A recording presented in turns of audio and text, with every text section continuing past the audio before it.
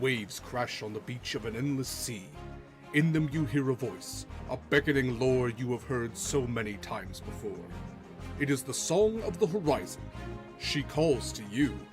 She sings of endless wonders and untold horrors, of golden promises and dire warnings, and you know her song. It has always been there. Listen, can you hear it? The wind is in your favor, the tide is rising, the sea is yours for the taking, and your ship awaits. Fair winds and following seas, brave mariner. May fortune find you when the horizon calls.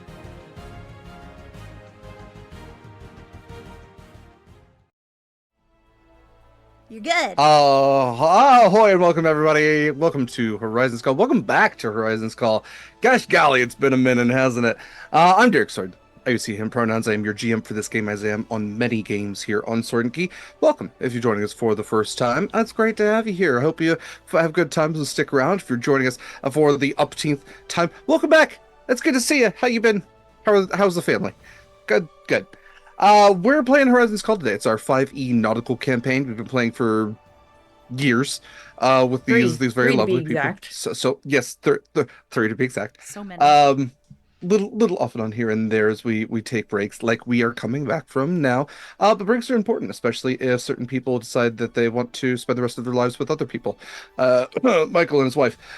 So massive congratulations to the lovely Mikyl Sandoval on his nuptials, which we were all present for. If you have not seen a picture of all of us all in the same place, you can do that through our socials, which was a really good time. It's a really good time, kind of all being together in the same place, celebrating Mykyl's wedding. It was absolutely beautiful. It was a wonderful time. But that's not what we're doing today. We're fighting an underground war with dwarves and Durgar and Azer and everything else.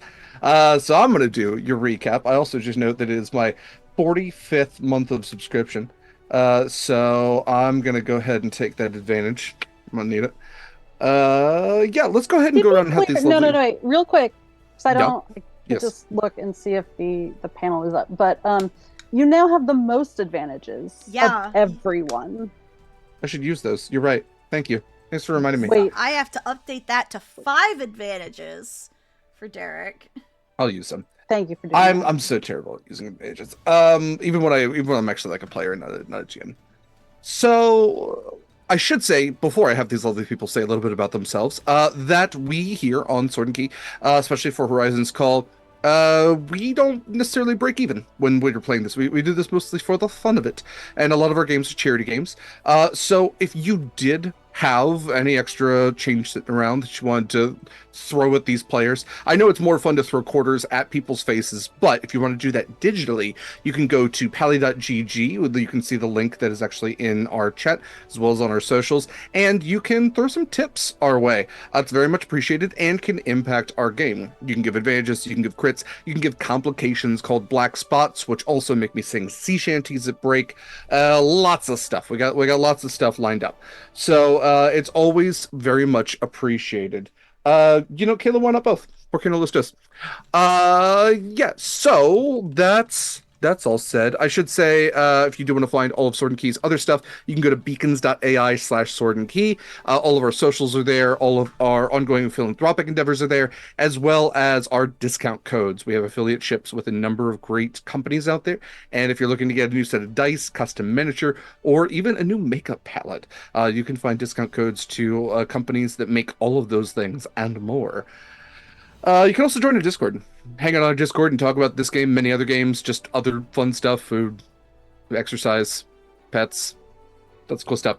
That's it for me for a second. So let's go ahead and go around and I guess reintroduce yourself. Mare, if you don't mind starting us out.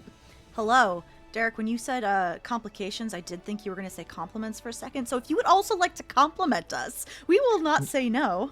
You can pay a compliment for free. Yeah. But complication costs money. Anyway, hi, I'm Mare. I use they, she pronouns. You can find me on all applicable social media, Archmage of Dice.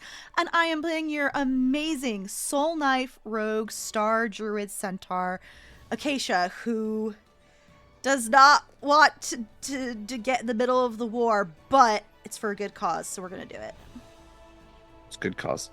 Massive thank you to Mayor this week for running tech, as Eva is typically able to do.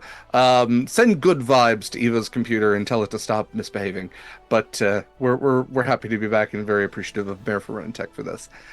Speaking of the tech goblin, I guess you're not a tech goblin. I was trying to think of the word when you're attacked by tech goblin. Tech goblin attacked didn't sound right.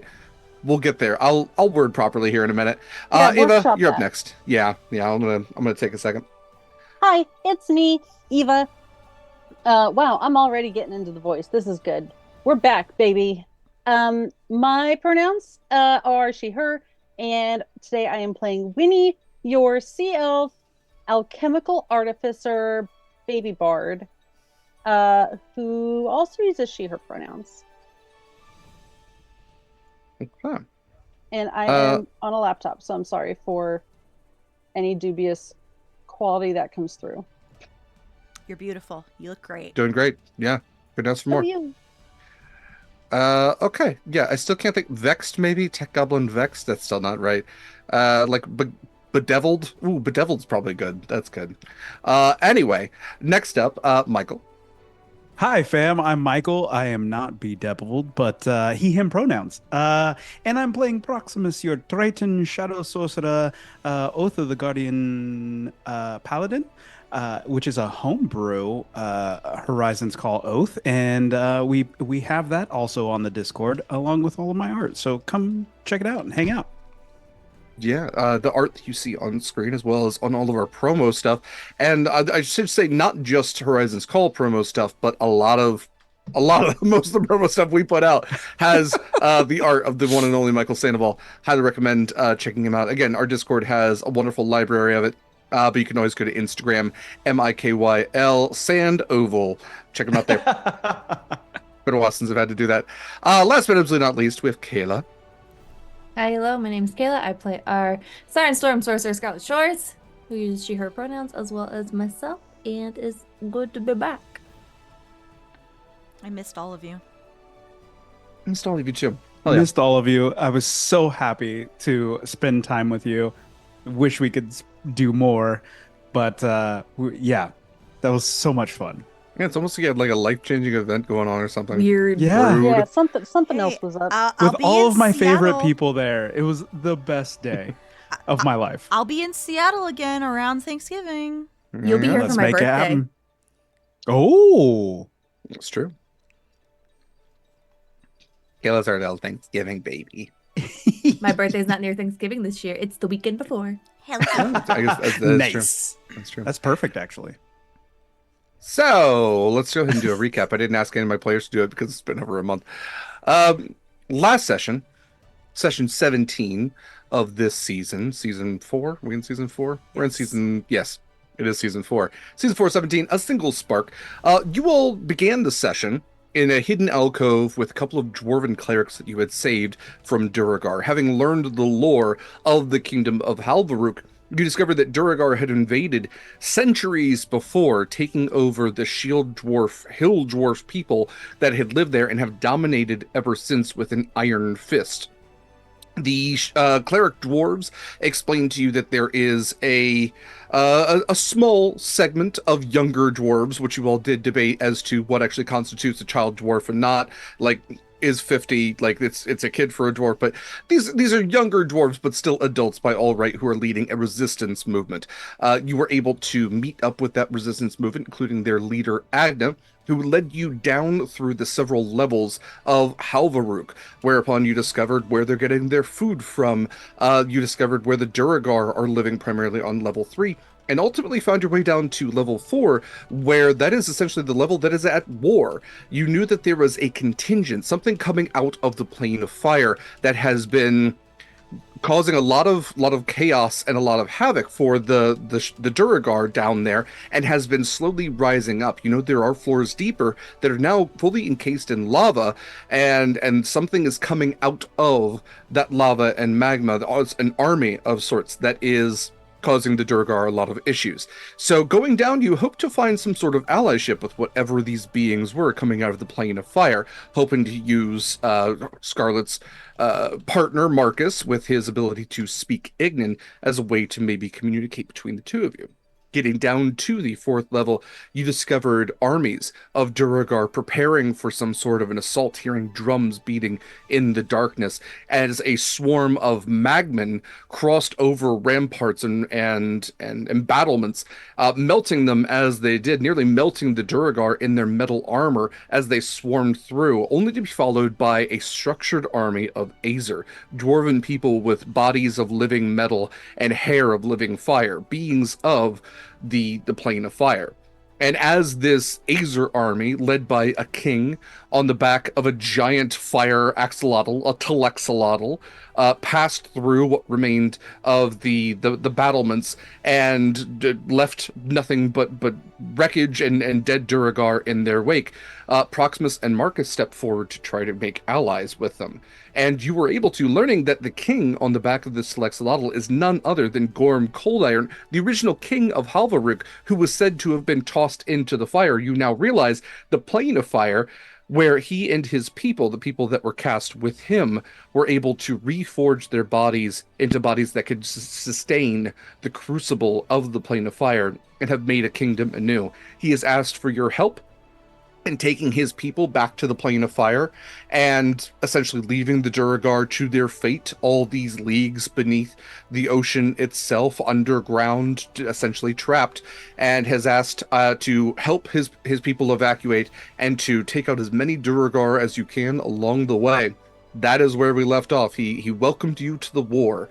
So that is where we are going to pick up. We're essentially going to pick up just moments after that. So you have an Azer army. I described them as, while their skin seems to be like this malleable metal, like when they open their mouths, there's no joints or anything. It's like kind of a living metal, very T-1000. Or 10,000, I can never remember. But they are wearing armor on top of that. They have weapons that are some sort of amalgamation of steel and obsidian that's kind of black that gleams. And like this hair of living fire. They have beards. Even within their eyes, within their mouths, you can see like a living flame that seems to emanate outwards and appears as hair. And the king again is riding this huge beast, this telexolotl, which has these flaming kind of fins coming off of the side of it, and otherwise this cracked kind of obsidian-looking skin with all these veins of lava running throughout. So you all have agreed to be allies. What would you like to do next? I'll change the music.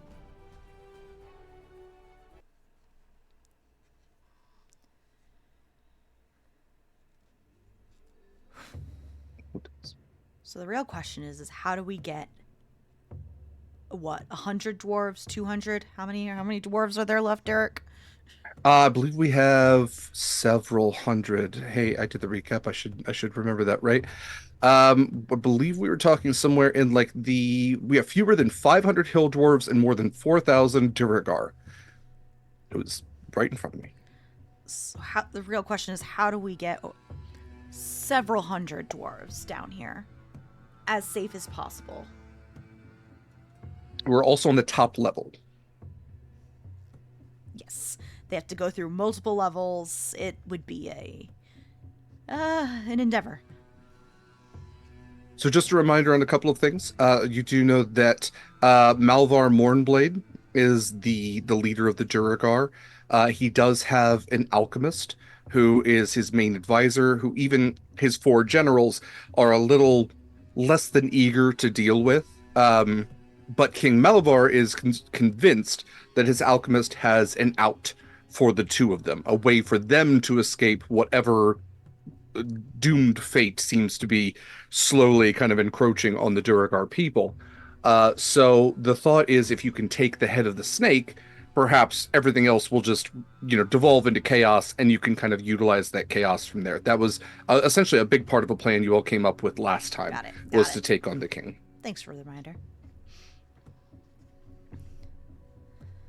Do we take him on with diplomacy?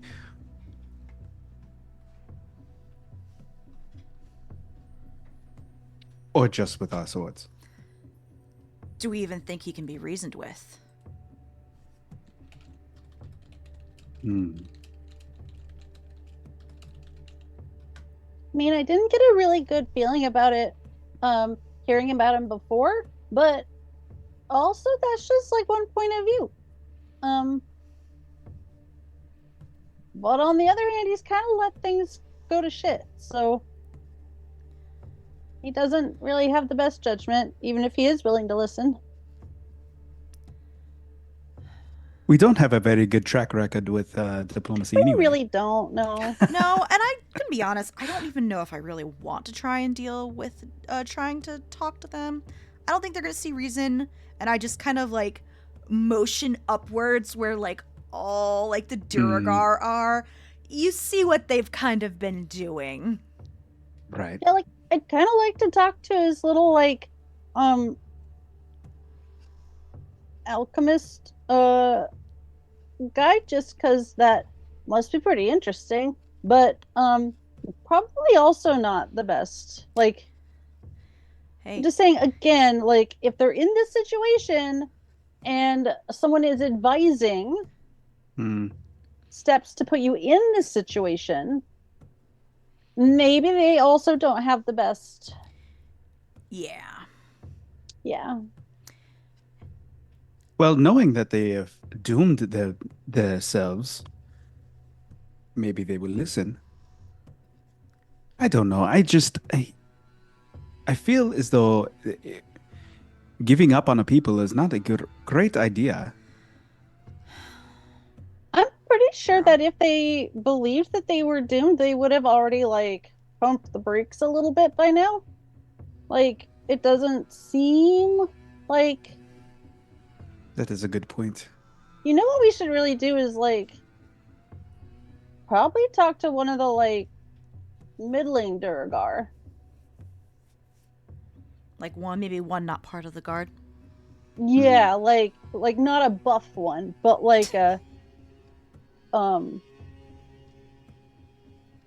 like an accountant or something. There can Hey, be buff I'm real accountants sorry also. to our demographic of swole accountant viewers.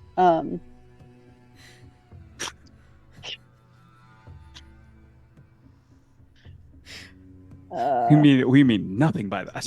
No, I'm absolutely making like swole accountant gym gear for whenever I get back on my computer and can fix the website, though. Counting money, counting gains. What's this about a capital gains tax? I want a t-shirt right now. I could probably keep going. I don't know. Oh, goodness. We also need to get where we need to go without being seen. If we take a short rest or a long rest, I can do pass without a trace again. Is there anywhere to like hide though? Because we're in like pretty open. Yeah, does anybody In- have a map? Oh, I wonder. I believe a map was drawn for you. Right. So, Gregor yeah. Whitebeard, That's White right. Banner, did draw a rudimentary map. You could add to that because he was not aware of the secret tunnels that were being used by the Resistance. That's how you got down here. So there are secret tunnels. Downside is they're kind of made for dwarves, so Acacia had to squeeze through. Not ideal for Not Acacia. great. Yeah. There are, I mean, this is a kingdom, and it is the population is far below whatever it was at its height. In truth, there's probably plenty of places for you to hide. There's plenty of homes that aren't being lived in anymore. I mean, there's plenty of shadows. There's plenty of places that aren't lit because they aren't in use. You all have kind of just been traveling like the main pathway, whereas, you know, you've kind of been scouting and trying to see what's around, but absolutely there's places to hide. You also get the idea. I mean, the battlements were set up on as like a, you know, a line between what the Duragar currently hold and what they don't. You could go beyond that bridge to where the Azer came from, because that's that's enemy territory. So you're not going to find Duragar over there. So if you wanted to prepare over there, you can, as the Azer are kind of moving the front line every time that they advance. Yeah.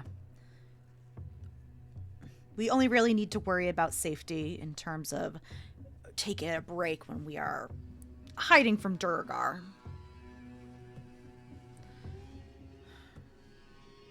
Didn't they come through a portal, Derek?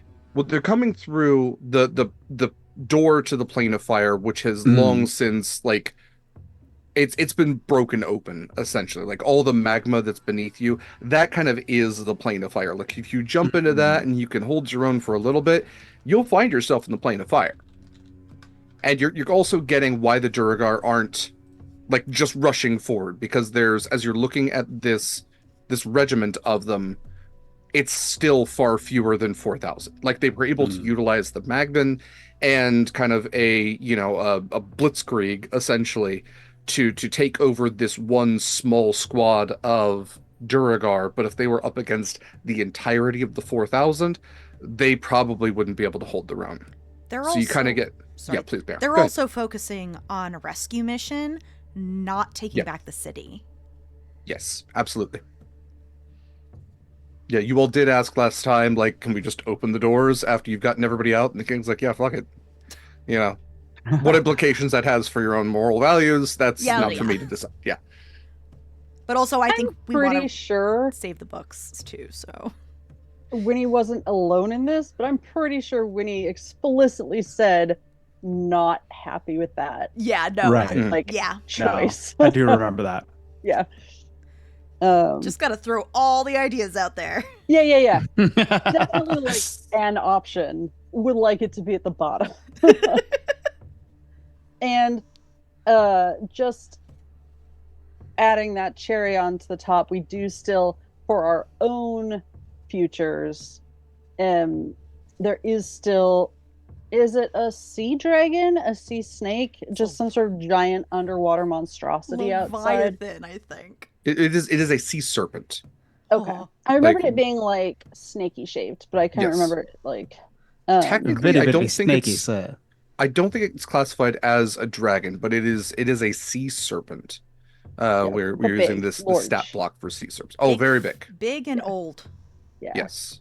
A no Yes, I believe that we were using an ancient sea serpent. Let me double check here. I think we got confused that it was a dragon because Marcus used his weird dragon super interest. Well, and it did speak. It did speak. It is classified as a dragon. I'm sorry. So yes, this is an ancient sea serpent. It is classified as a dragon. It did speak Draconic. So yes, Marcus would have known a little bit about it. We can also go back and see what kind of other secret passages there are to get where we need to go. I love the idea of secret passages, honestly. Secret tunnel. Secret tunnel. Secret tunnel.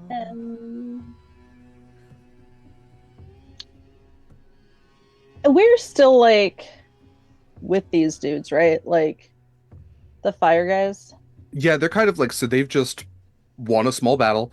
So you can see that they are kind of standing around and like collecting weapons. They're trying to like establish a new front line now that they've managed that. So you have some who are like looking around, you see that they're like trying to remember where they are. These were people who used to live here, and they're trying to look over almost 1,000 years of potential change and memory, essentially, and try to figure out where they're going to go next. Well, Cool. I don't know who has it, but I would like to... That map we were given. Mhm. Can I, like, show it to someone who's, on the Azer? Little Jeffrey just... Thanks, little Jeffrey. Thank you. Uh-huh. Thanks. Yeah, and My voice changes every episode. and then I'll let them like look at it to see, like, give a look over the tunnels and like, so they get a lay of the land. Okay. Yeah. With that, you go over to a couple of Azer who are clearly like, they have a map of their own, which is like actually in stone itself, and they look at the somewhat crudely drawn. I mean, when he essentially gave like paper and chalk to a dwarf who was very old and pretty beat up, but he made 4 squares for the 4 levels, kind of explained everything out. And they do note to you that the secret tunnels, are new. That the Resistance probably dug those. That the 3rd level, which is where the Duragar are primarily living, that used to be like the fine real estate where like the nobles lived. The Rothe level, which is now just like smells like Rothe shit all the time and has myconid people, that used to be a bustling like market level that they've kind of turned into a giant farm. Yes, exactly, Kaila. And yeah, the top level where it has broken bridges that have been established, like everything's kind of gone to shit around here, it seems. But they express appreciation to you and try to plan out what they're going to do next.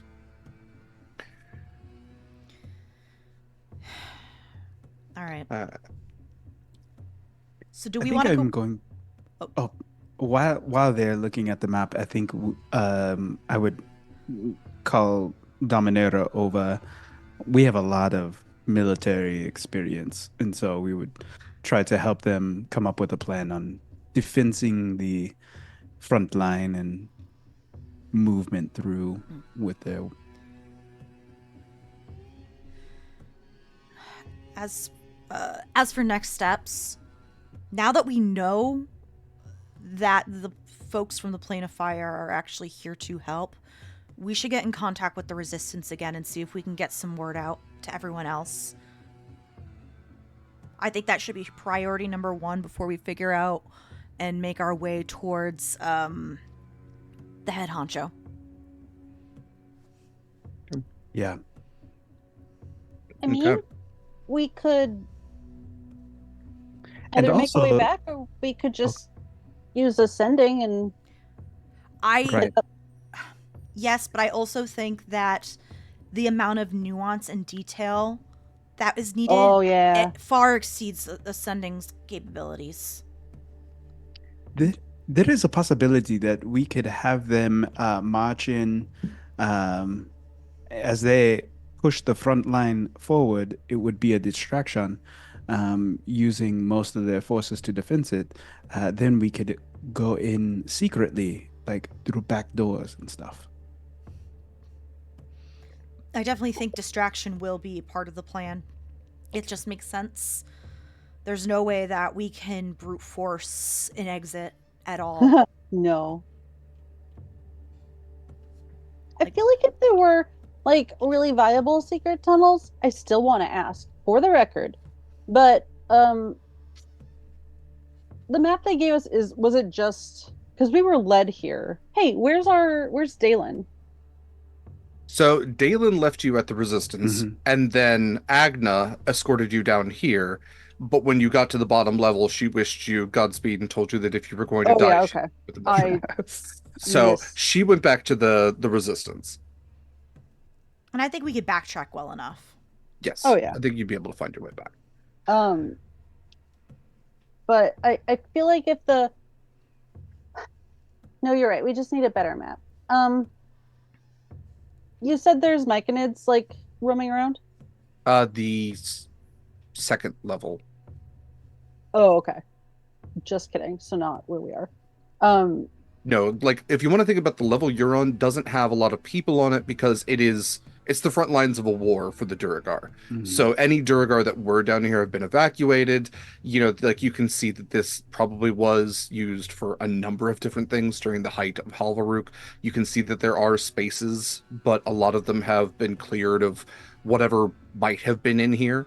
Like you noted that there's been forges on almost every level.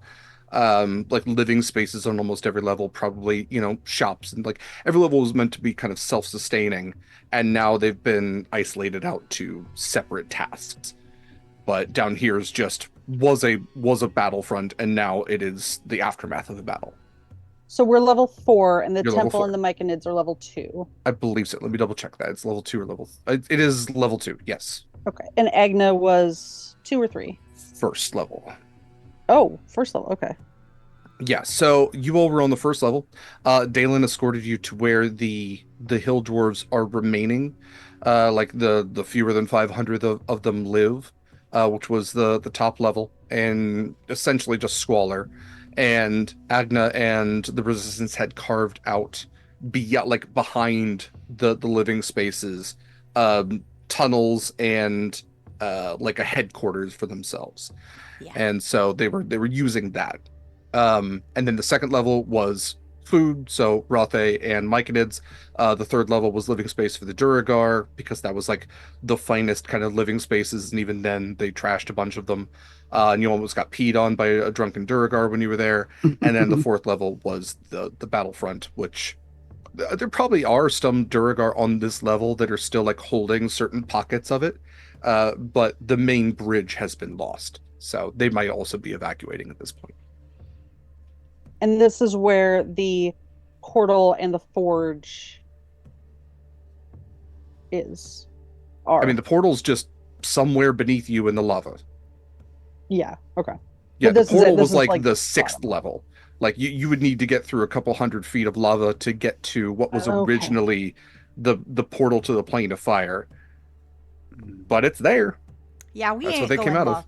We're not going My- lava swimming. Absolutely not. My like weird if you think Roasted Winnie doesn't tritons. want No. to like build a fireproof suit, we Like, don't have time for We that. don't have time for this. Last question, because I feel like we've talked to enough people this would have come up. Throne room. Mm-hmm. 3? First level. First. Okay. Yeah. First level, but beyond a broken bridge. There might be a couple of ways to get around it. But if you remember, like the battle map we were using kind of had that T cross junction. Like every level has that as their main area. And then there's areas off to the left and the right and forward and back. Mm-hmm. To go forward on the first level, there's a like the metal walkway has been broken away, and then it's a decent jump to get up to the throne room as you understand it. You have not seen it yet. Not a good idea to have metal walkways with rising lava, I think. The metal walkways were here first. It's better than yeah. ice. No, for sure. But they've had time to like work on their infrastructure, and they have not. No. Well, that's also the thing, is the Duragar have not been adding to this, they have only been taking away. What if we form like a city council before we go? I like that we keep coming back around to this, because we also did have Proximus last time. Again, I know it's been over a month, but Proximus was like, hey, what if you guys forgave the Duragar? And the dwarves are like, Yeah. that's not an option for us. Like, we could, and then I guess we'd stay here the same. I've just every time they're hitting, I forgive you. Yeah. All right. So Like it's an oppressor and oppressed, you know? so Oh, they're an HOA. Okay. Yes, Oh my it's an God. HOA. Oh man. we all hate HOAs. Boo. You're not allowed to park in your driveway. Yeah. Anyway. So do we want So to we were just wondering when you were gonna mow the lawn, okay? Looks a little long. Just saying.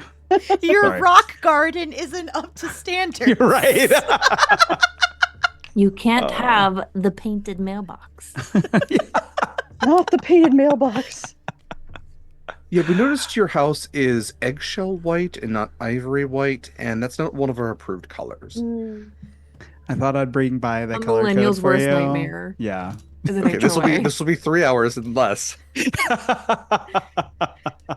So I will say there is a more well armored Azer who comes walking over to you. Just fiery beard. He has this like long mane of like literal hair of fire that he kind of like pushes back, and it almost acts like hair as he does, even as it kind of flickers and bites at the air around. And he has this kind of gleaming metal skin, this darker kind of almost like wrought steels kind of skin, and holds a helmet at his side with this very impressive looking dwarven blade at his hip. And he walks over as your group's kind of discussing everything. So, I hear we're allies then. Hello. Hello? We're pleased to be allied with you. Likewise. I am a general for the king called Iron. My name is Axel Grimbane. and I am here to see how you will be assisting our cause. Are you spies, assassins? Are you going to be gathering resources? You Oh, I seem think we've done a fair bit of all of that. I think or we showed up for our own reasons and just, encountered this whole situation. Oh yeah, we thought you were all dead. So it's nice that you're not. Um, it seems we agree on a few things then. Well, as long as your intentions don't conflict with ours, I don't see any issue with you continuing them. Um, we are looking to establish a new camp on this side of the bridge and prepare our movements forward and upward. What is your next move? we were actually just discussing that. We wanted to assist with the evacuation of the hill dwarfs. The potentially first things telling the resistance about your plans and your intentions, because they don't know. Fair enough. Do you know what size of resistance this is? I look at everyone else, seeing if they remember how many were part of the resistance. It's like fewer than 40. Not that many. Ooh. But they're enthusiastic. Less than 40. Well, that and a copper will get you a gumball, I suppose. They're very Um, green. A soldier is a soldier at the end of the day. They all die Oh, the I same. don't think they're soldiers. Yeah, just figuring to I let you know. disagree at this point. They are soldiers. Whether they Well, yeah, like it but or like not, huh? untrained. To be clear. And that will change very quickly. Anyway. Well, as far as our intelligence tells us, there are a few things that could likely cause a level of disruption to the grip that the Durgard seem to have on these people. We've been looking at potentially releasing the Rothe fields onto the greater levels, sending Magman just up and about, although they're a force that can be pointed in a direction, but after that, it's a bit. It's a bit wild. It's like Pointed throwing a chaos. fireball into a locked room. A bit. And while we can call them back, it takes a little while in between the summonings, otherwise they get grumpy and turn on us. So we can't really turn that key for a little while. I can send a small contingent of soldiers with you if you have any need for them. Otherwise, I'm open to ideas. I look at everyone else and I look back at Axel. I think it would be a good idea if we took a couple of your soldiers to the resistance, because we're still figuring out exactly what we want to do, but we're thinking of going right to the head of the problem and can't stick around for an actual evacuation. I look at everyone else again. Does that sound about right? Yes, for sure. If we Yeah. can link the two of you with the resistance, then you don't have to wait for us. I'm sorry, would you want just two of my soldiers just to leave? Go to the resistance? Go with you? I'm sorry. We want to connect the two of you so you can figure out the finer details of an evacuation. Certainly. What will you all be doing after that? Taking out the head of the problem. What's his face? Whoever's in charge. King Malabar. Yes. Also him. I mean, Also you him. don't want to keep him around, right? No, King Malvor is absolutely someone we don't necessarily want to have a repetition of history. We are not looking to completely eradicate the Durgar. That's not our main intention. Should it happen in our actions by a byproduct, not the end of our world, but not our main goal. However, King Malvor is not someone we can return to our plane without removing from this one.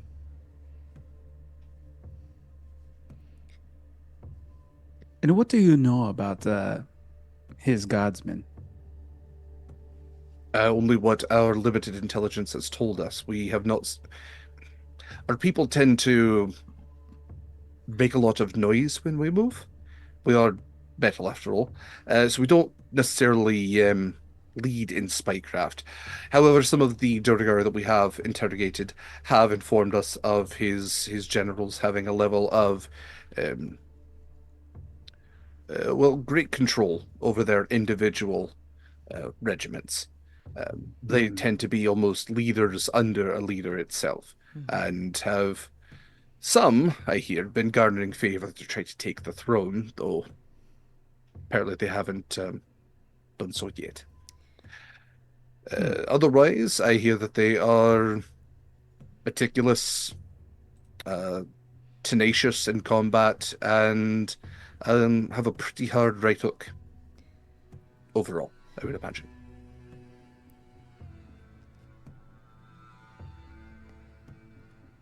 We are hoping that taking out King will cause the generals to have some infighting. Certainly. I also hear the king is not a particularly physically formidable individual himself anymore. He used to be, Thank God. but it seems as if he's only really holding on thanks to his alchemist, who has been giving him this and that. We're not exactly sure, although most of it glows, so I hear. What? Um, Wait, can you just say that again? I don't know if I heard you correctly.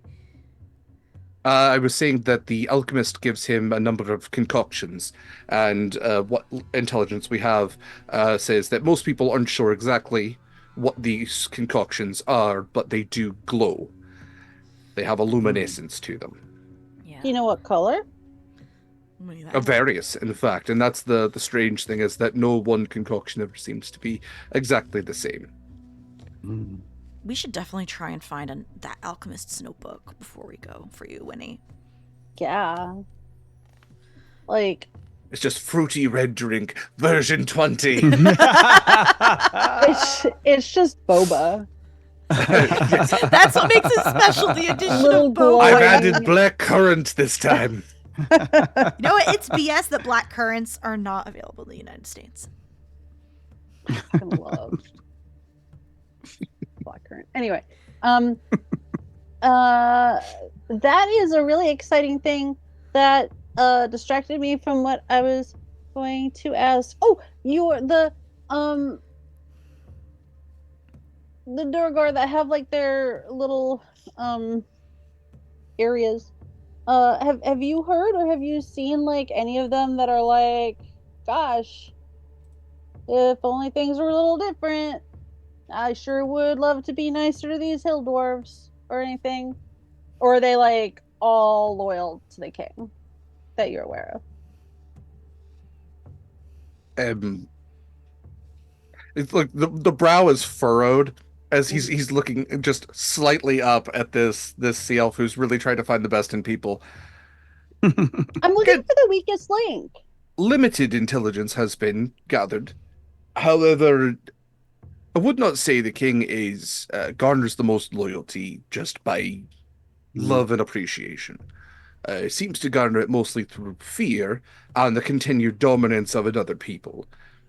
You're asking me if the people on top who seem to regularly enjoy pressing their boot into the necks of other people ever feel bad about it?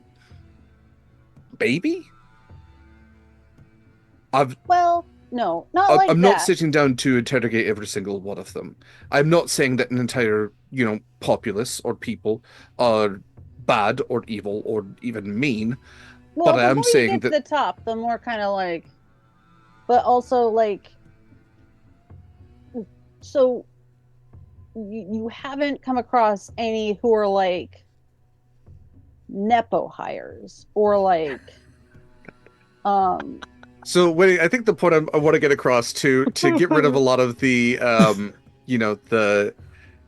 the ifs and buts and maybes to all of this is all the Duragar are part of the greater military force. When I talk about there being like 4,000 of them, that is Yeah. the army itself. but there's always like Let's be honest. Like, There are, but at the same time, for the sake of fantasy and the like, they're you all know, actually good at their jobs and reasonably loyal and for the sake of the overall morals and storytelling of this particular story, Okay. I know sometimes we get a little, like, what is the meaning of good and evil here? I'm really trying to remove the overall guilt here. Not all Duragar are evil, but this is an occupying military force which has continued to do so for hundreds of years, has not done anything to improve the area that they live in, Yeah, nor have they no. looked for any alternatives to For not being sure. here. Fuck They have those sold guys. themselves on dying in one of the worst ways while still oppressing a people that were here first. Like, Yeah. there's No. not a lot redeemable about them. There might be No. one or two To in be that 4,000, You're but not we're gonna not change my gonna alignment. sift through it. I know. Okay. It's okay. To be clear, I'm not looking for morally good people. I'm looking for weak links Okay. to like question who like aren't be the like To take hey, advantage where'd of. Steve go? Gotcha. Like Yeah. So Oh, yeah, probably what I'm just, saying is like, they've playing Call of captured Duty. certain Duragar to interrogate. Yeah. They have told you that there are Duragar generals who are all kind of vying for power between Yeah. each other, let alone the king himself. Okay, okay. but I made this comment in chat. So okay, Shadow of Mordor. yes, Right? Mhm. Right. You have the So one good we're orc, talking yeah. like the level 1 generals or whatever that you take out. The like first wave of like Sure. That's who I'm looking for. This is not a Okay. morality question. Fuck all of them. Okay. Well, then, in Shadow of Mordor sense, you would have to go into a militarized area and either take out everybody else around and then capture them, or capture them quietly. I was gonna say I mostly stealthed that game because I'm a big baby. Yeah. Okay. Were all of us I'll really I was back not burner agreeing that with you. one. I was just saying, yes, I also did the same in that game. You are a big baby. It's an Assassin's Creed restyled mean- game for Shadow of Mordor. You're not meant to fight them all head on, like Right, that's absolutely wild. absolutely. Yeah, but I'm also saying, like, we're in a party of 6 at this point. So who's going to be kidnapping one of the low tier generals? Are you not counting little Jeffrey or are you not counting Marcus? I just have to know. Little for future Jeffrey is reference. not stealthy. I'm so sorry. The He's humming would get tiny. him in He's trouble. baby. And Not he the has a humming gem that he of just makes, brightness but just in like his he just keeps stomach. humming theme songs. Yeah, exactly. It's just the problem is that he just says the word dab when he does it, Oh. breaking all But stuff. quietly. Yeah. Damn. Dab. Okay, so Thank you here's- for being a friend. Dab. it wouldn't be so bad if he wasn't always switching which golden girl he is. Like, I'm sorry, little Jeffrey, you're never a Sophia. Let's be honest. Anyway, Face just drops. back to Rose it the game at hand. Yes. Or the gay at hand. We could just switch this game all around. Okay, so we're looking for a map that's more complete with. Thank you, Michael. Derek's face. I have 30 days of dad jokes given to me by a very dear friend from his dad joke of the day calendar. I will use them if I have to. Cat herding, go, go, go. I'm trying so hard. So we're looking for a more complete map, or someone who can give us a more complete map. We are trying to make the people worth right now kiss with the resistance, or at least share information. And we're liberating the alchemist's handbook. We're gonna go deal Nope. with the alchemist and the king. Maybe kill a king. Yeah. Have we registered before? I don't think. Well, I guess we have. Never mind. Uh-huh. How is that like the first thing we crossed off on our bingo cards? That's a big one. So what I'm going to ask to your 3 points. So we have a more complete map, connect the resistance with the army, and deal with the king/alchemist. In what way do you not have a complete map? I guess would be my first question, because you have the map We were that they looking for originally had secret plus passages. We gotta go How- talk to the people with the resistance to get figure out if there's like a way to get around more. We need to So ask that's them our more. two birds, one stone. Yes. Okay. Yeah. So in that case, to get us rolling a little bit here, General Axel, gives a whistle, which almost sounds like kind of like a steam train whistle when it comes out of like his metal lips, and two Duragar soldiers come rattling over in their armor and kind of metal skin, and you instantly get like the, oh yeah, these guys don't move quiet. This is Frode and Ivar. They will assist you and accompany you towards the resistance. All right. We will see how we'll get as close as we can. Get you into see the resistance and go from there. They both nod to you. Is there anything you need for us to do before we leave? Do you need weapons, armor? Do you need us to leave anything behind? Can you figure out a way to dampen your metal sounds? They look at each other a little bit. Take like helmet. They like essentially strip down to the cloth that they seem to be wearing underneath all of their armor, which seems to have a semi-magical quality to it. Like it's not like a cloth you've ever seen before, and you kind of like are picking up like this might be what is used in the plane of fire and in lieu of wool or cotton or anything like that. They still have a little Tin Man creak to their joints, but otherwise have quieted down significantly. They do keep their weapons with them as well, but you also do note that like you can't really tone down the light that naturally comes from their hair and everything. Mm-hmm. Best we can do. Better than before. All right.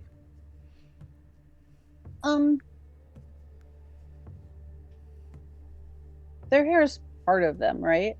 Yeah, it is literally I'm not sure when he would know this, but it is literally their soul. If it ever I would is just extinguished, ask, like, yeah. They have helmets, right? They do. Yep, they have metal helmets. Can you put your helmet on to maybe like help cover the glow of your hair? Sure. And they do. It dampens like the hair on top. They still have the beard in front, It's but better than before.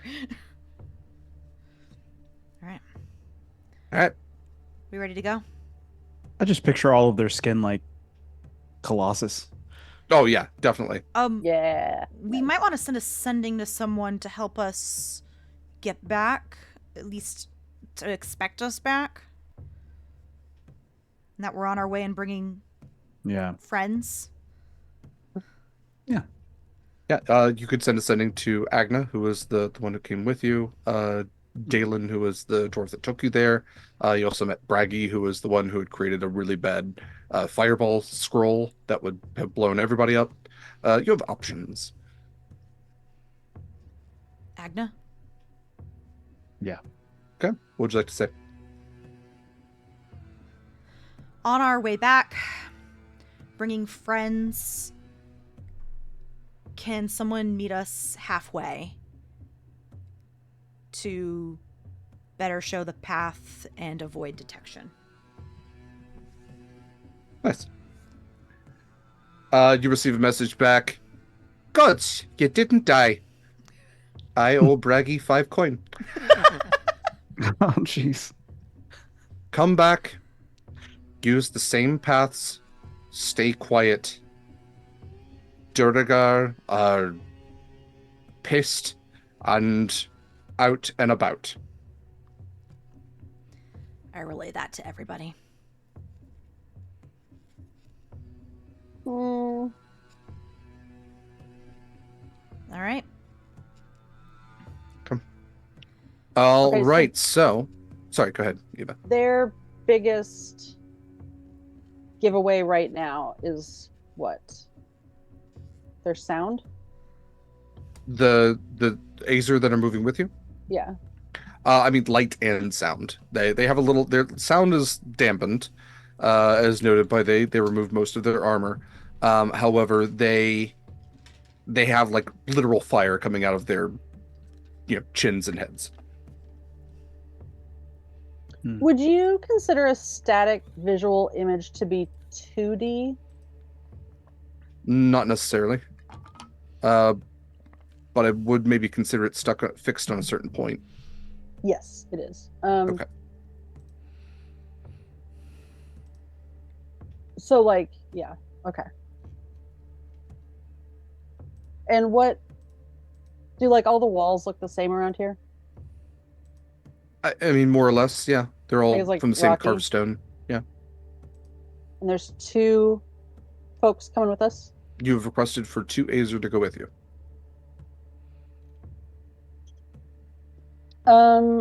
I'm going to, like, as we're packing up, I don't know if this is going to work, but it also costs me nothing except 6 seconds. I'm going to take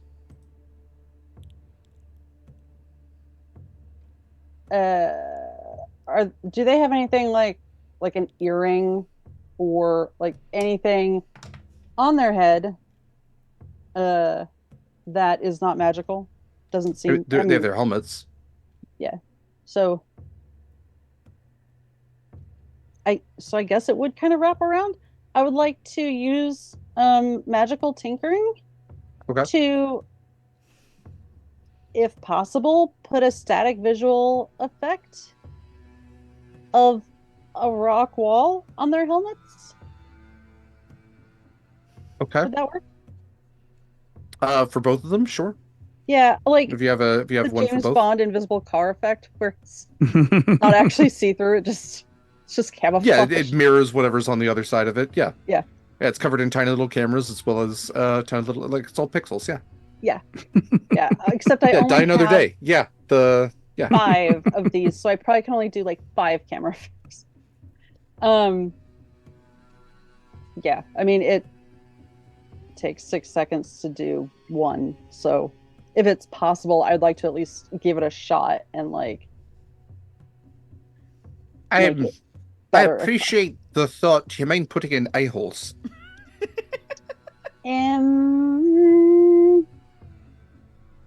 That might take another 6 seconds, but I can try. They both are like putting their hands out in front of them, trying to not like wobble around as you've essentially a cask of Amontillado these 2 dwarves. I feel like they're like the coolest thing to little Jeffrey, who's just like, holy shit, big brothers, big siblings. Rack face, rack face.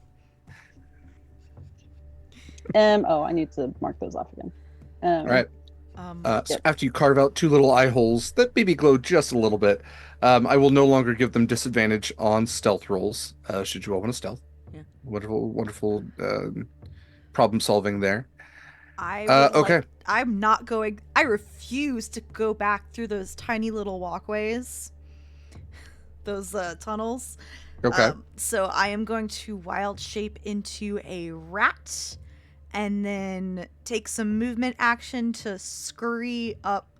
You know, like when you see kittens, like really tiny kittens, climb up someone's leg when they're really hungry. Mm-hmm. I'm essentially doing that, and I'm climbing up to like get into Marcus's like a pocket or something. Yeah, he like looks at it and goes, oh no, it's Acacia. Okay. Oh, it's awful. It's awful. I hate it. And she's it. Okay. It's not that bad, I say in his head. I'm just a rat. Rats are actually very sweet animals and pets. I'm a pirate. Rats are terrible. Like, okay, it's fine. It's fine. I am like brown with spots of white. I'm not like eating your cheese or peeing in like the supplies of a ship. I pop up and I look at him like, look how cute I look. You're right. We can absolutely Gonzo Risso this, and we can do a Christmas Carol. This is great. It's canon now. It's all I can see. You're right. You are correct. We should have acacia sacks, like little like pouches. Just little acacia saddles on everything. Various different size saddles. Yeah, like a little harness or something, so that whatever. Just a reasonable specific size. pocket. Yes, Yeah. thank you. Perfect. A little kangaroo pouch.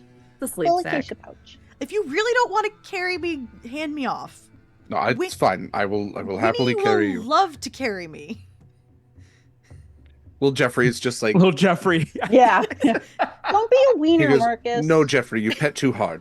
As long as Acacia's being fine with like being very warm. Yes, Yeah, I am it's fine with it. toasty. warm. Yeah. You're in a lava-filled cave next to a fire genasi. Like, it's sauna-like in this pocket. Why do you think I chose Marcus? Yeah. Let's go ahead. If we are moving up, let's get some stealth rolls. I'm being chauffeured, so this is up You to are. y'all. You do not have to roll. Let's see. Wait, if we're carried, we don't have to roll?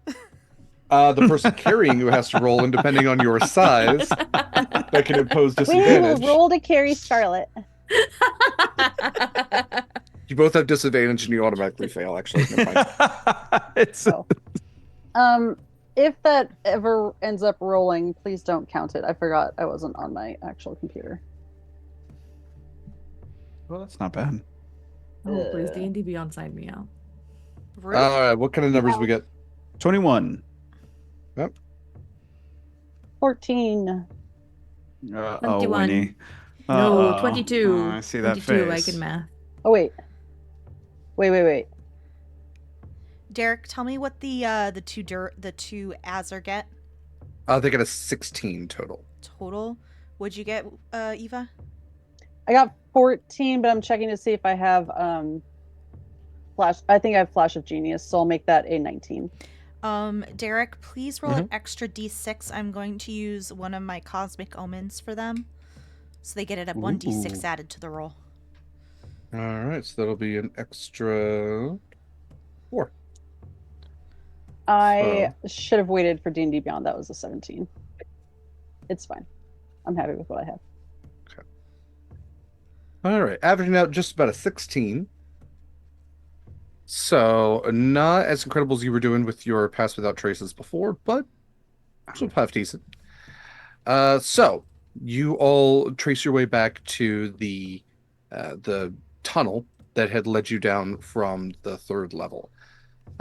Continuing upwards through these narrow tunnels. Now, maybe a little bit more difficult is like this is a narrow space. You're having to bend your knees a little bit more to get up these carved steps, get around like some of these tight spaces. I mean, they were really tight for Acacia, but as you're coming back up, you realize like, man, dwarves might be medium sized, but dang, this is hard on the lower back. Small, medium size. Yeah. Well, Wait, I'm okay, aren't I? I'm a Winnie's little. great. Winnie's living the dream. Yeah. The place. These are my people. I'm problematic. Winnie's just appropriating all dwarven culture. Yeah. I'll take this god and these hallways. Someday I'll grow a beard. Mordenkainen will let me. No, not Mordenkainen, damn. Moradin. Even I'm forgetting. Oh, I thought you were but gonna yes. say the elixir. You continue up to the 3rd level, where the Azer were not the Azer. I'm sorry, the Duragar were much more populated. You know, again, this is where they had made their home essentially. So you have a lot of the nicer homes that are kind of carved into the stone. A lot of these broken doors, campfires out and about. A lot of the Duragar you had passed by not that long ago had been heavily inebriated. So while you're seeing like armor on racks, you're seeing weapons on racks. This is not a prepared military force. This is a weakened military force. This is a military force that's ready to go in a few hours once they throw up and feel better and are told they're pretty in the bathroom. This is maybe where, to Winnie's plan, if you were gonna grab somebody, I might grab somebody from here. But that is Winnie, I'm gonna say yes to your question. You would have the gear that we would have gathered. Yeah, you gathered gear from the Duragar that you were gonna give to the resistance. So you can have all of that. No. Not the Durgar, the dwarves who died outside the sealed. That Before we yes, got you gave that to them already. Yeah. Okay. Yes, yeah, you gave so That's what I thought. you I just gave wanted to Agna. So Winnie, something to note for you. You gave Agna all of your rations. You gave the resistance all of your rations. You also gave them all of the weapons you found outside. Yeah. Okay. And you used a bunch of like mendings and presentations and all that. Yeah. All right. So as we're passing through here, Some of the Duragar are I'm going to roll for their perception of you, but it will be a disadvantage because they are harder drunk. So, continuing quietly, the A's are moving with you, all of you, including Dominera and Marcus. That is a 10 on the die with a +0. You see that there are a couple of Duragar who are standing guard that don't seem to be as drunk, kind of at like pivotal points. But whereas like the drunken Duragar kind of passing around, these stone guards are mostly just chatting to each other. They don't really seem to be overly concerned with anybody on this level. Every now and then they'll push one of the Duragar who's kind of stumbling a little too close to them. Um, but otherwise they seem to be pretty consumed with their own issues and problems. And you continue to keep to the shadows where Agna had kind of led you through some of the darker areas of this level and find your way to the tunnel that leads you up to the second floor. Up on the second floor, passing through this tunnel one more time, you find yourself popping back out into the Rothe fields, just surrounded by the stench of enclosed livestock and their dung. It is a very pungent level here because you have that mixed with all the stuff that mushrooms are growing in. But the Rothe just don't really seem to mind you very much as you continue to move through them, kind of, shoving your way through maybe in some of the tighter spaces. They are all fenced in kind of in this area, so that was something that the general had mentioned to you was maybe, breaking that fencing would create a level of chaos on this level. Continuing to move through, we're going to have another roll because you, again, you're just within, before, there was nothing that could necessarily see you. This time there's something that could potentially see you. So, let's see here.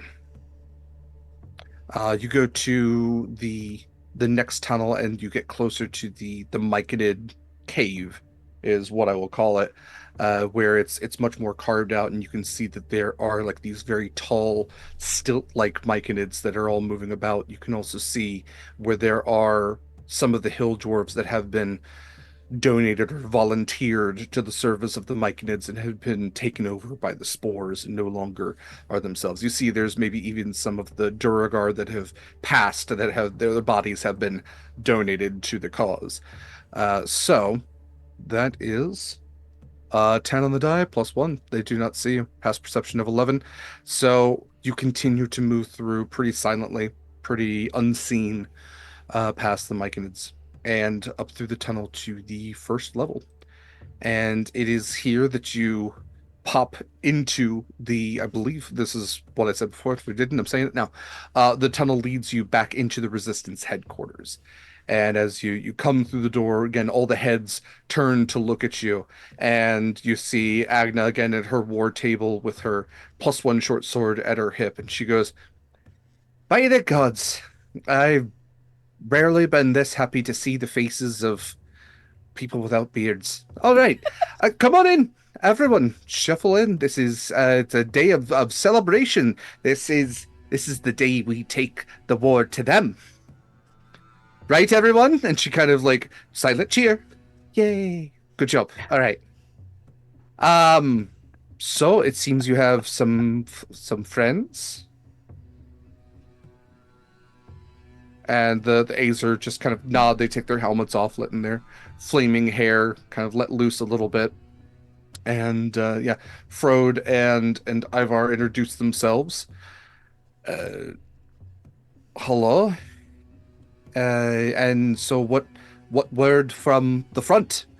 And she kind of looks to all of you. What's the plan? I squeak. Mm-hmm. Is the rat going to be the only one to talk, or? I don't like talking over the rats. I'm not They're changing very back. smart. I'm not changing back because if I don't want to go through. If we have to go through those tunnels again, I'm gonna stay a rat. This is all you 3, 4, 5. Little Jeffrey, yeah, who knows? Little Jeffrey's trying to pet you. Where in Marcus's pocket, I guess. Which Yeah, pocket? Acacia just has a little rat arms crossed. I would like to know which pocket because how big is little Jeffrey? Little Not- Jeffrey is getting bigger by the arts, thanks to Mikyl. Little Jeffrey, I think, is supposed to be He's gonna be- tiny, and now he's he's the fucking officially size of a tiny. toddler. But he can fly. He is small size now. I Yeah. don't know why it He matters is. what pocket. Could you imagine just like looking down and having like a flying little shark man trying to get into your pocket? I'm imagining him like in Terrifying. like a does Marcus have like a little bandolier or something, or like a little like front pocket? Sure, why not? He I'm can. in that Yeah. pocket. He has created one specifically for this. Yeah, his rat pocket. I am chest height on Marcus. Oh. Yeah, well, so yeah, we brought some nice folks to share some information about what's going on down below, and you can share information with what the resistance is up to, and that way not working cross purposes. Also, Sure. could you point to the map and maybe tell us if there's any like secret passages or like disused back ways maybe that you're aware of and didn't mark down before? To lead us She to- calls you over. Go ahead, Mare. No, in Eva's in Winnie's ear. To lead us to the throne room. Yeah, to specifically lead us to the throne room and or the alchemist's boudoir. Well, I don't have that marked on my map, not with that terminology, but she Is calls that you a over to term the for war workroom? table.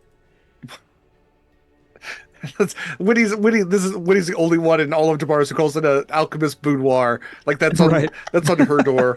She absolutely like heard that term at some point and completely misunderstood it. I don't think that word means what you think it means. She's like boudoir. Is it where you brew doors? Boudoir. Boudoir. It's French. Yeah, Anyway. it's where you do like your private works and stuff. I understand what you're saying. Okay. She calls you over to the war table where she does have like a detailed map laid out of the 4 levels.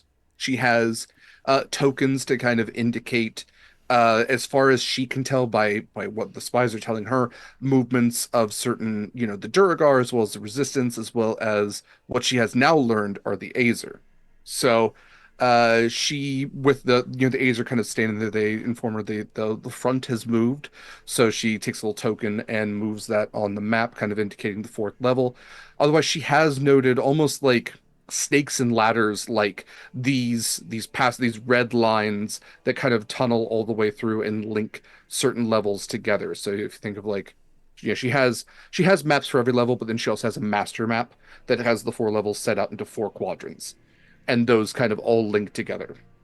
As far as the throne room goes, she notes that much as the king does not sleep on the throne, he does have a place of residence on the 3rd floor, although he doesn't often go there. As far as they can tell, they're not, like, he doesn't sleep is kind of what the scuttlebutt is. However, there is a singular passageway, almost a lift, that can get you from the 3rd floor to the throne room.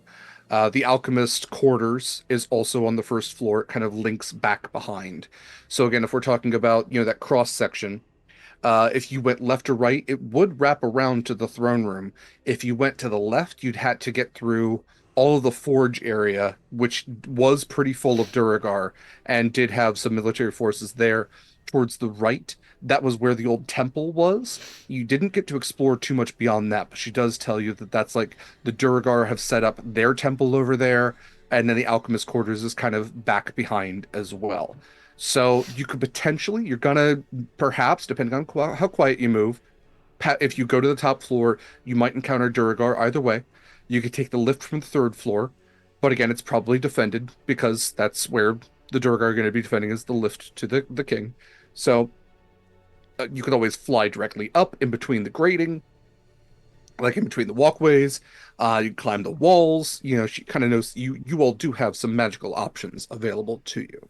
So that's what's kind of presented to you. And you do get a much more complete map, which does show a lot of the tunnels. But they have not been able to tunnel right up behind the king, or else they would have done something about it a while ago. Did anyone tell the resistance about the intent of getting the hill dwarfs and bringing them to the plane of fire if they wanted to go? So now that you all are here, the Azer are kind of voicing that. You all can absolutely be part of that conversation should you like, but they are informing them like, "Hi, we're your family. We're back. Also, we're looking to take everybody to the plane of fire." There's kind of some gasps all around the room.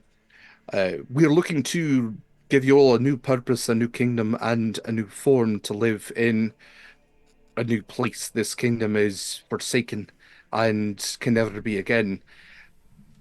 The plane of fire also does offer the opportunity to pass through other gates in Damaris, leaving you no longer trapped here, should that be something you wish as well. But staying in Halvoruk is no longer... You will die here if you stay. But we are offering you a life anew. A life, as we have learned, that has no end. And a place of new opportunity. And how do they take that? There's a lot of mumbling all around the room. These are younger people. Mm-hmm. They don't think about death, which is why they're part of the resistance. They don't think about they're just looking to get their home back. So there's a lot of like back and forth, but Agna really seems to like take in the information and think about it. I see no other way that we would be able to get out of this place. There's no other doors presented to us. You have the only one that works, and if that means diving into lava to reach it, it's better than starving here. We will begin to gather up the people. As we told you all before, it would only take about 30 minutes for us to get everyone into a singular point on this floor. And if you provide a pathway for us, if you provide enough distraction for us, we will be able to get everyone to the 4th floor without too much intervention, I don't think. We still have a mind link up, right? Yeah. It's a 5-hour mind link. I don't think it's been 5 hours since I put it up. Had we floated the idea of finding them for those, if there are those who don't want to stay on the plane of fire, had we floated the idea of like committing to finding them? You had presented it as a question, like what if we, what of the people that don't want to go, the king, you would ask this to the king. Said, if they stay here, they're going to die. This is really the only option for them. We can kind of burn that bridge when we come to it. Yeah, I guess I'm not even gonna. I'm just gonna say it. Just nothing needs to be decided now. But of course, anyone who is not comfortable staying on the plane of fire, we need to get back to Damaris, so like we help everyone get settled somewhere else.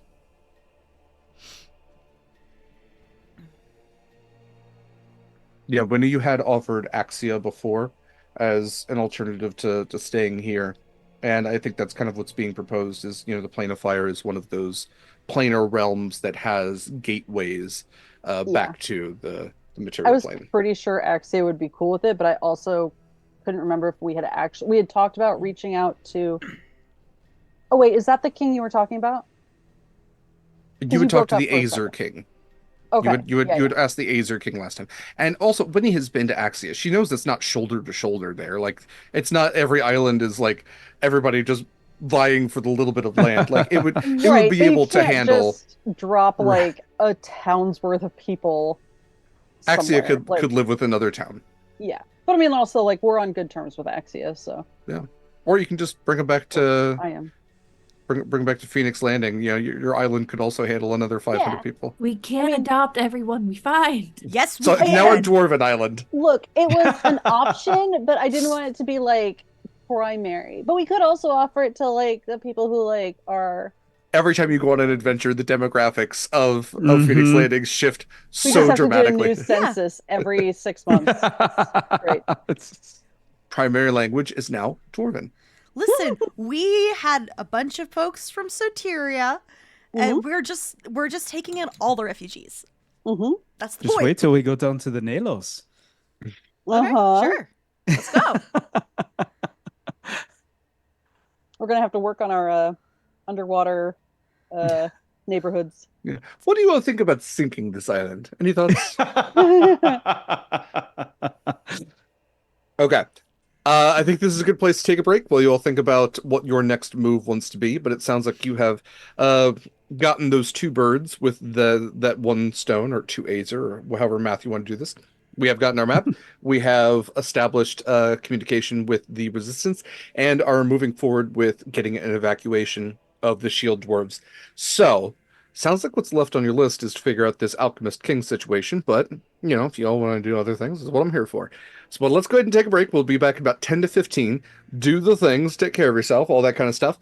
And we'll be back shortly. Enjoy our ads, and feel free to use any of our affiliate links if you're looking to get some cool stuff for yourself in the future. Take care. Bye. Be back soon.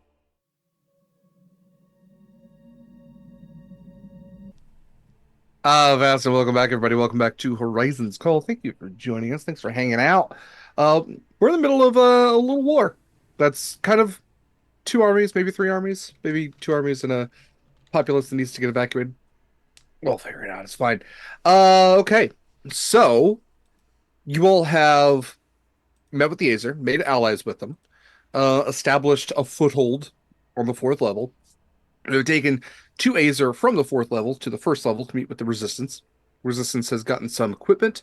They've made some plans to try to evacuate some of the shield dwarven people down to the 4th level, to evacuate them essentially out through the gate to the plane of fire. Not exactly sure how they're going to do that just yet. But, you know, the Azer came here with that intention, so hopefully they have a plan. What would you all like to do next? To be clear, they said they would evacuate us as well, right? Or no? You all essentially asked for like a favor afterwards, kind of intending the ring. But yeah, I mean, if you guys want to get evacuated with them, you can. Otherwise, you can go out the same way you came in. Well, we were gonna evacuate and then deal with the people, right? That was the plan? Well, I think to evacuate, you need some sort of distraction. Yes. Thus, we are So- the distraction, and thus we that are dealing with the artificer and the king. Alchemist, yes. Alchemist and the king. Alchemist and the yeah. I know sorry. that's splitting hairs, but in this sense, this is not somebody who, like, they don't have a little Jeffrey. They didn't go through all the training. They're just They're dealing not with they're not a poisons and necromancer, potions. got it. Right. And God damn it, every time. To be fair, I think I probably misspoke like 6 times before we went to break. I like the idea of releasing some of the little friendly animals. They're not metasauruses, right? They're vegisauruses. Rothe are, for those of you who might have played Baldur's Gate 3, you will encounter Rothe in the Underdark. They are essentially like giant Underdark cows. Okay. Big moo friends. Move friends. Does Wendy still have her speak with animal mask? Yeah, Should. I think it's technically animal friendship. No, I it's believe both. we have used it in the past to speak Yeah, with we've- animals. Yeah. Yeah. But also, we still have some like illusory cards if necessary, right? Because that kind of distracted them for a hot second. Oh yeah. You've only ever used one. You have an entire deck of them. Yes. I can't count. I don't know how many we have. Well, it is fewer than 52 to be fair. It's I'm actually not sure how many you have either. I can By tell we, I mean Proximus. Proximus. Yeah. I think they're both good ideas. Do you want me to do it now? Probably not. Like maybe we could just wait. He has the deck. Maybe that- strategic no. locations. No. oh, okay. If anyone Soon. can think of something that like that's smaller than like a cubic foot, that's like a creature that the Durgar might not be keen on seeing down here, let me know. Cubic foot? Yeah, we don't use metric, Acacia. Do you mean like a 5-foot square, Eva, or a? I think it's like 1 A foot. literal by- like 1 okay. foot. Cube roll. Okay, so you actually wait, mean that small. that's right? Yeah, a 1 foot cube. Yeah. A mini gibbering mouther. Oh, I like it. what was that one thing that we fought? And it was like an ooze, but it had a face on it. I hate that. I no. We don't have to Slithering remember that. tracker. Yes, that is it. And it sucked the energy out of us. It was To actually. be clear, I can't actually make the thing. I can just make Oh. something that looks like the thing. It was just a good assassin tool. That's all. I could Proximus also, was like, I thought you were an artificer. Artifice, damn it. if we do need more, I wouldn't go that far. if we do need more distractions, Done. I have no problem like summoning some animals. Like gibbering mouthers? No, that's not an animal. No, I could totally make copies of myself, you know? I don't think I do know. Oh, Is this something I've witnessed before? Because um, is this a real thing or is this a made up thing? no, I really can make copies of myself. It's just Dominara and like a crop top. Yeah, Okay, well, in a really Well- bad Proximus cosplay.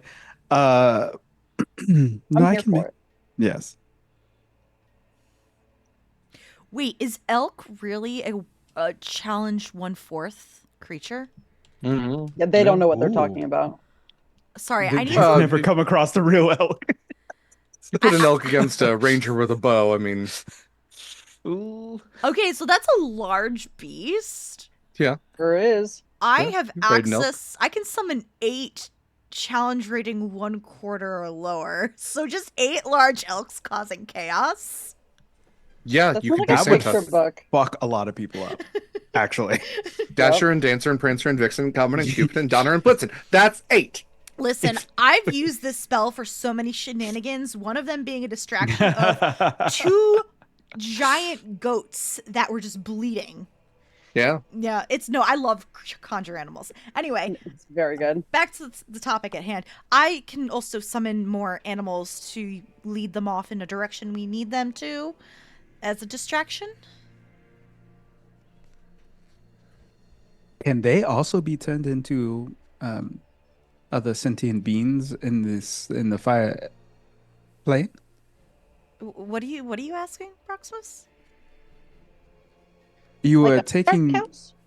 you were taking these cows off to go into the elemental plane of fire? Is that what you were saying? No. I'm gonna cast a spell as a distraction Oh, to okay. conjure animals. Got you. Yes. Okay. Wow. I got super confused as we're No, saving like, all of these animals. Philosophical implications of like turning Durgar into like Underdark cows for the plane of fire. Mechanical, I don't know. Like that's a discussion for over some beverages. Utter dark? Under moves? There's something there. There's something there. We're gonna workshop that. Alternatively, I can also Circle back around. out of character. I can alternatively like summon 8 swarms of ravens or rats. Hmm. Game breaking. Druids are. I love them.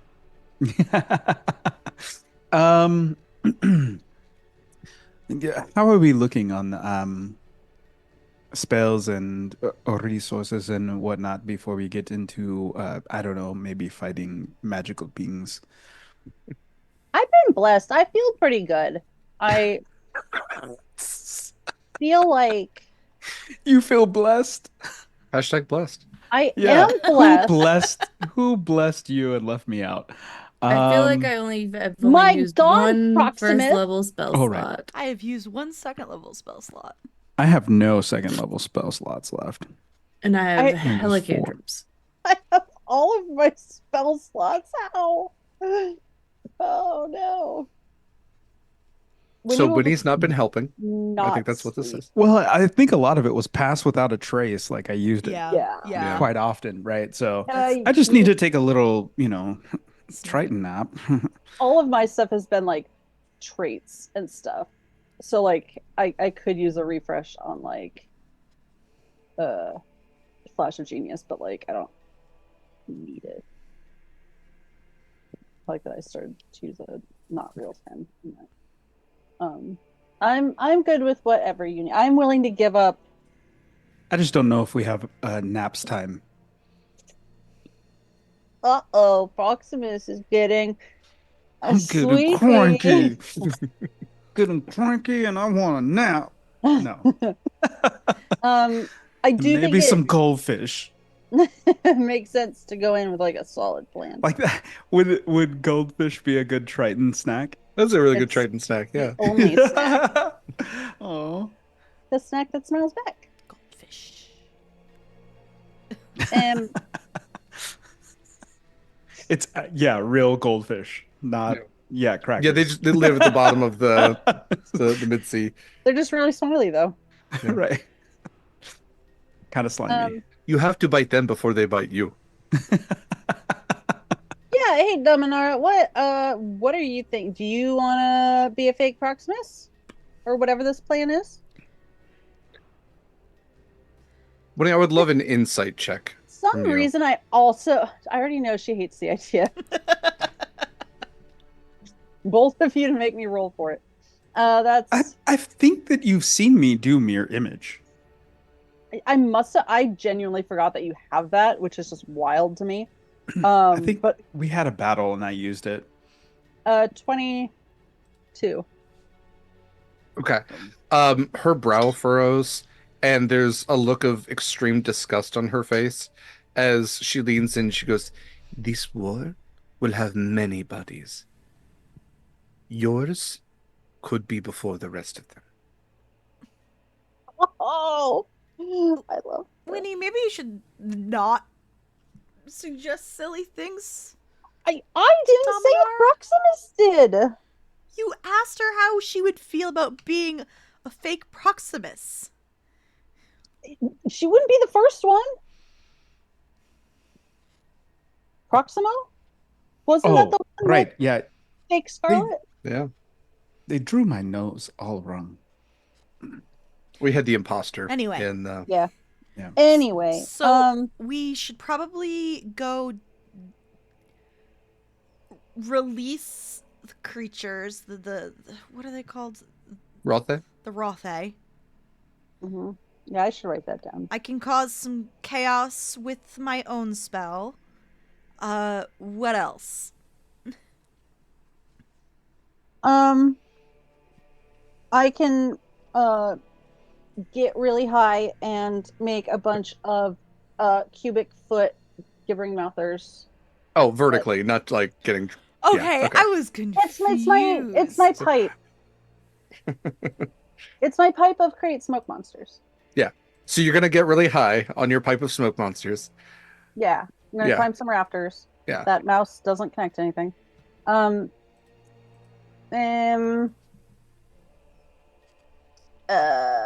I could disguise myself as a Durgar again. I could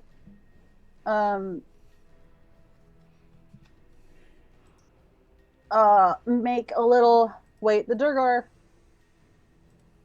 have their own language, don't they? We speak Durgard speak Dwarvish and Undercommon. Mm. Okay. I could make a couple like stones that call for help. Uh, like asking some of these guards for help, And we have the cards. and we have the Proximus. cards.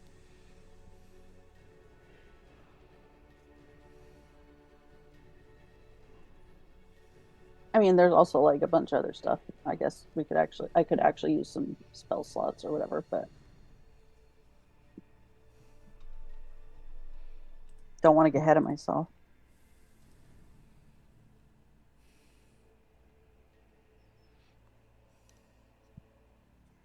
Okay, What do we think? so what are we doing? Sounds like a plan. I figured we were going to do as many as we could. I can throw the cards very fast. I'm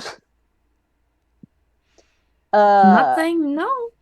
Just Right. imagining Proximus with a dual disc from Yu-Gi-Oh. Yes. Oh my god. Gambit. I was thinking more X-Men. Gambit style, but yeah, that would be even better. It is one card per turn. It is much more dual disc. This game ends now, Kaila. Banish you to the Shadow Realm! Oh my god. They just Shadow Realm is just killing There's killing a you. lot of overlap here. Maximilian Pegasus, give my grandpa back. I gotta go. Yeah, I think Kayla and I have a I think thing. my mom's calling. I gotta go. No, we haven't even gotten to Bandit Keith yet. With a love interest for Zoe, or for Joe. I'm sorry, Joey's love interest, because Joey is technically like a New Yorker, but then he has a like enemies to lovers sort of thing with a woman named Mai Valentine. Yep. Great name. Yep. Oh, It is Absolutely. a great name. I desperately wish that somewhere we do come across an NPC called Bandit. It has like Arson Greg vibes. Yeah. Oh, There's for a kid who's sure. into bugs named Weevil. There's a kid who's into dinosaurs named Rex. Yeah. Okay. All right. Like the media literacy is like kindergarten level. It's great. Listen, Bandit Keith just the fucking design on that character. American flag headband, America! sunglasses, vest, loves machines. Don't worry, I'm posting a That picture is for how all we're of you. seen.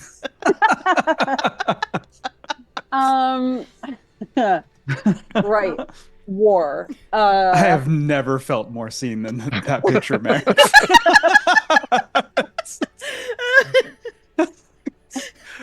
Leather vest. Oh. Oh my So that's God. how people see other Americans. Yes. Absolutely. Yes. That is how the Japanese. I think in like the original Japanese, I think he's called American Keith or something like that. And he uses a gun a lot. Which, Mary, would you post that in the Horizons called chat? The channel The chat. the channel, Yeah. It's Oh. been Just for posted. reference. It's been posted. Perfect. For those of you Yeah. unaware of what Bandit Keith looks like. That's how Anik sees us. Yes. Sorry, Anik.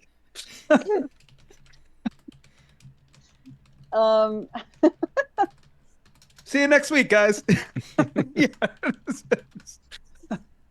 Okay, so it seems like a bad idea to like completely split up. So where do we want to draw them to, or draw them away from? As far away from the path that the refugees will be. Yeah, Yeah, the refugees go this way, and we want to go this way. yeah. Would it be Okay. worth doing it on? Because we're trying to get them to the 4th floor, and the 3rd floor is where we're at now. Yeah. You're on floor 1. You're in the resistance room. Okay. But we want to move them away from whatever floor that we are getting them from, correct? We want to cause So a if we- distraction on not the floor that we need to get them to. So if we do it on the 1st floor, then it will take everything away from. But it'll also put this on the same floor that we are trying to get into the throne room. Yeah.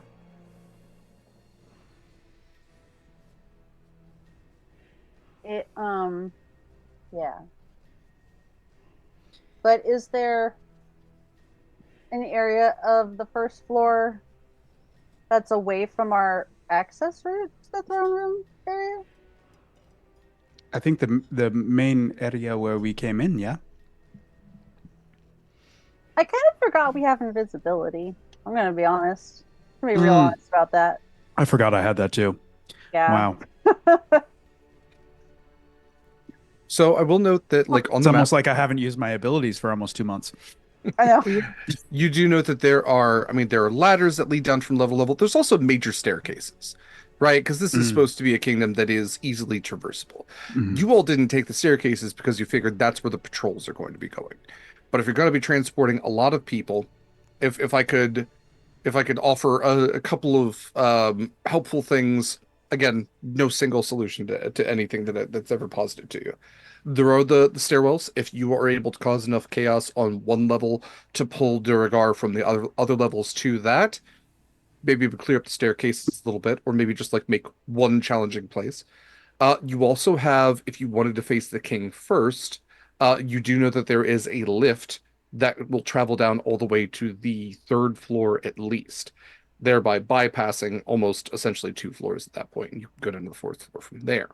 Again, you're going to have choke points that are going to be potentially issues, but if you're utilizing the Azer army to assist you, and essentially like having them create a choke point where they're going to take on what remains of the Duragar force, and then you all get to focus on the, whatever the smaller, or I would say the issue that requires fewer people, perhaps.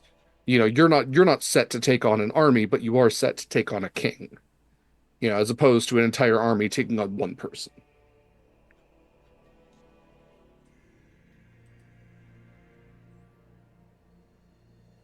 I hope that didn't make things harder or worse.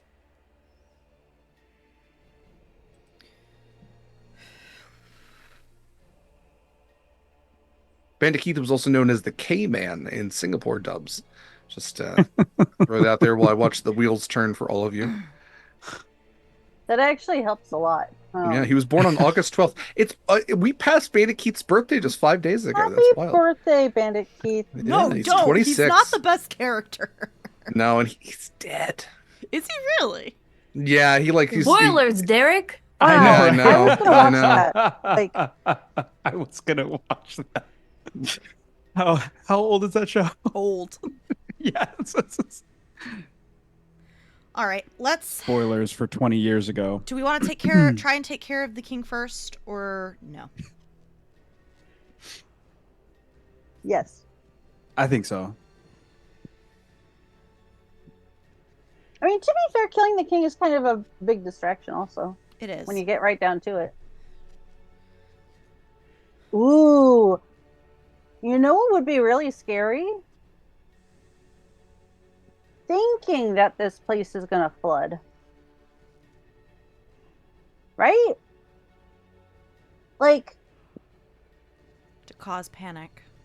yeah, like we find a little, like, not super well used, like, upper area, and we make it look like there's a little crack, and then we do a little, like, drip, drip, and then we do a little, like, bigger leak.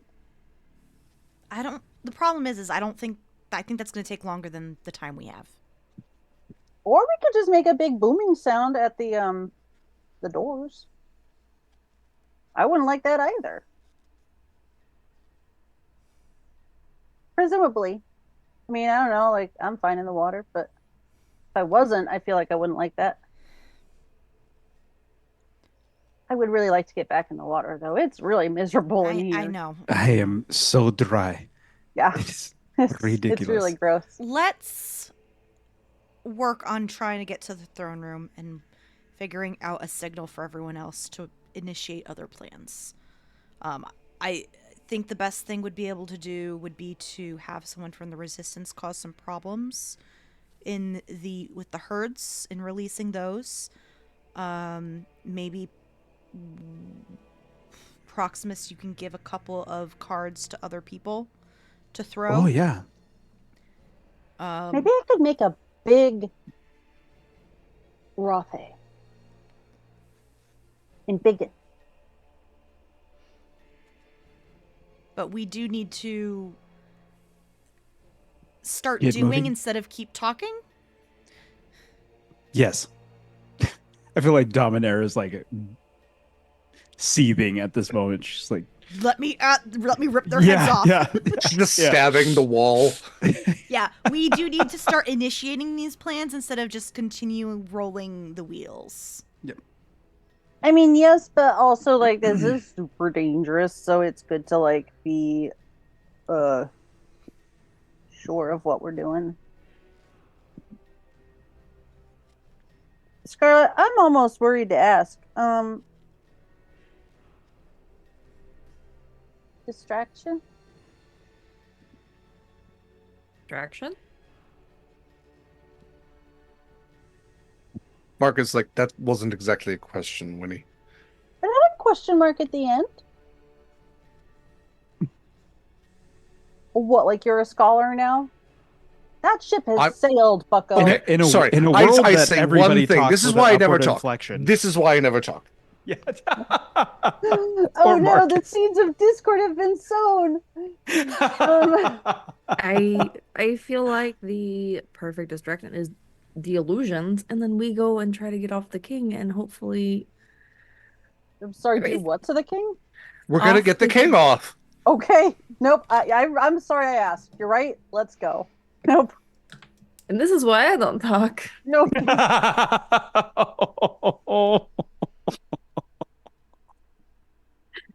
Listen, he's sitting on his throne, so you gotta get him up and then you gotta get him off. Can we just go to where we're going to do the illusions thing so Proximus can deal his cards? And afterwards we can get all the Duragar wet, you know what I mean? Yeah. We're going. Drip, drip. We are out of here. Okay. So this is a real question, Derek. So I want to give the dwarves cards without them triggering. Sure. How do I do that? They just can't look at it. That's doable. Yeah. So essentially, what they're going to do is you're going to go pick a card, any card. They're going to pull it without looking at it, because essentially, once you flip a card over, like once you have, it's kind of like Yu-Gi-Oh, right? Like you've summoned your monster in defense mode. Who knows what it is? So let's actually have you draw the cards though to figure out what they're going to get. Ooh. So if you would like to on Roll20, that you're more than welcome to draw as many cards as you are going to. You're just going to pick one up and pull it onto the what do you think? map there. What do we think? 5? Sure. Okay. I mean, I guess it depends. Make on sure how I'm many pulling you from the have, right deck. but- Yes, it is the top deck. Okay, so you have a Lich. Oh, That's cool. All right. So and then what's that? Oh, I pulled it. I can't see what it is. Can you like draw it onto you see the map? Can you drag and drop? where'd it go? There we go. So I got a goblin. A single goblin. Nice. Hey, I'm a little lost, you Ooh, guys. is that Hey, troll? there we go. We got A hill giant. Nice. Well, these are some. Oh, good lord! A A Medusa. Medusa? Jeez. That's terrifying. This is a pretty cool adventuring party. I mean, honestly, if we were gonna like do a yeah. all monsters adventuring party, it's just you got your big guy, your little guy, your brains, a Dibs on I call hobgoblin. dibs on the Medusa. lich. Hobgoblin. Dibs on Medusa. Yeah. Let's go. Dibs on the lich. Who was I what was mean, the last that one? is a real good adventuring party. We have a Medusa, Lich, Hobgoblin, Hill Giant, and I believe that was a. So drag and drop this here. Oh, that is Goblin? different than it was a Hobgoblin, but this is a knight. a Hobgoblin Knight. Well, I saw the Hobgoblin so for a cool. second, but then it disappeared, so I'm not sure what happened to Oh, it. But it's He's I still there drag for me. I drug it onto the map. is it still there for you? Okay. Yeah. Well, then I apologize for dragging the knight out. I will see if I can. Okay. Okay. And I don't see the knight. So The card. That's all good. Okay. So yes, you will have a Medusa, Lich, Hill Giant, Goblin, and Hobgoblin. those will be some good. Oh Yeah. yeah. So Distractions. with five, I will randomize based on, where you're sending them to, where they're going to appear, but that will cause quite a bit of chaos all about there. Could we have taken an hour rest For during sure. this time? Yeah. Okay. If y'all Short wanted to, you rest. could take a long rest. You do have like this is the headquarters is a safety point. It's up to y'all. What do you want to do? Yeah, if we have long rest time, I would prefer it. Okay. I'm fine with that if that's Okay. what you all need. I will cross off my bless. Sweet. Oh. Well, bless you again. Okay. Aw. Well, It's not worth. Oh wait, doing I don't party think I every have bless. Oh yeah, I do. Just okay. kidding. So we're gonna take a long rest.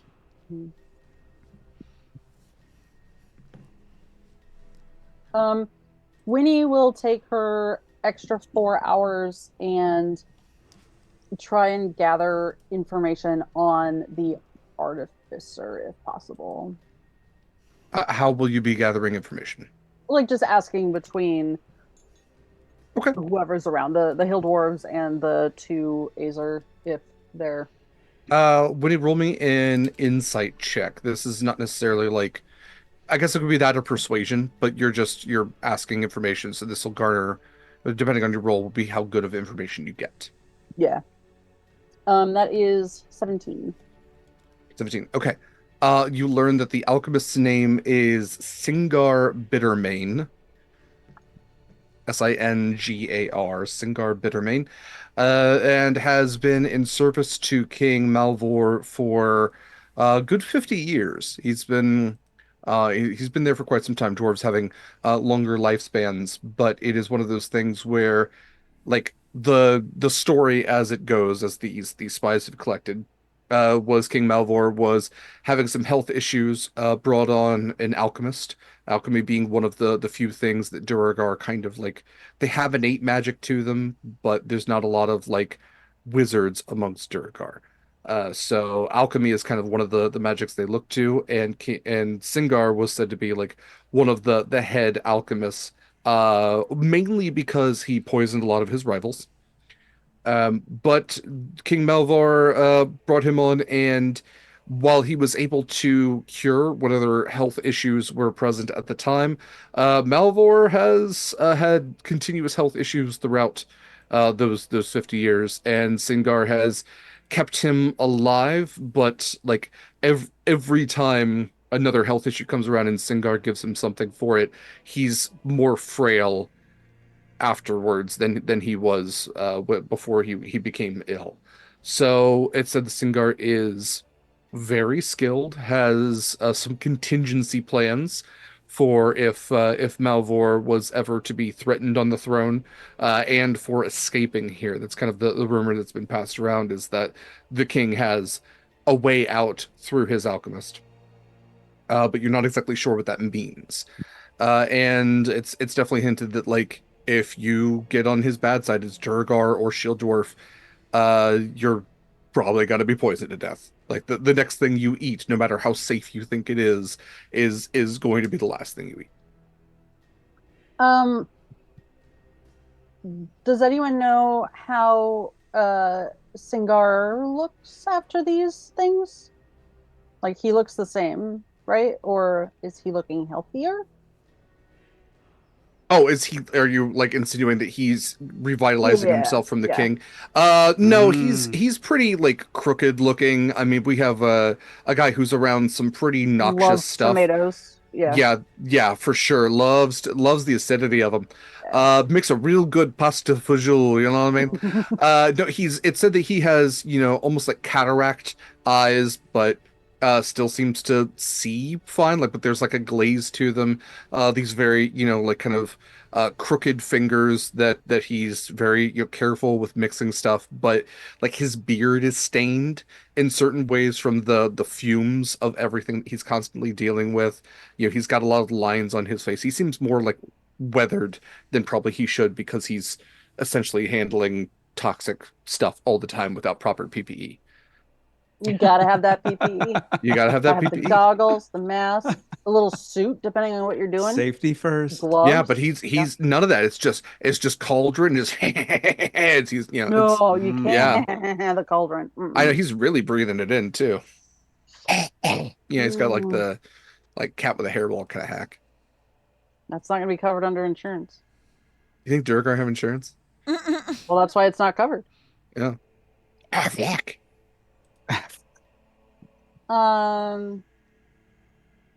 Okay. Does anyone know what he does in his off time when he's not like slurping stuff to the king? Experimenting.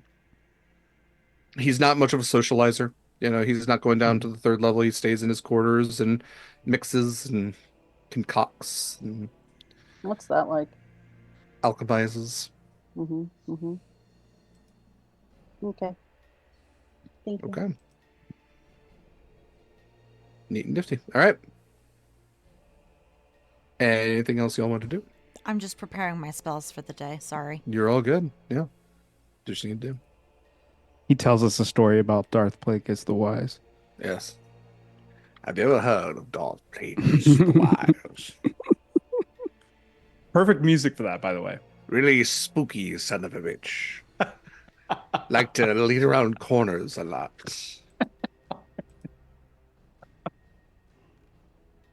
I haven't even seen that season. I just know. How long were you standing there watching? Yeah. Reaper.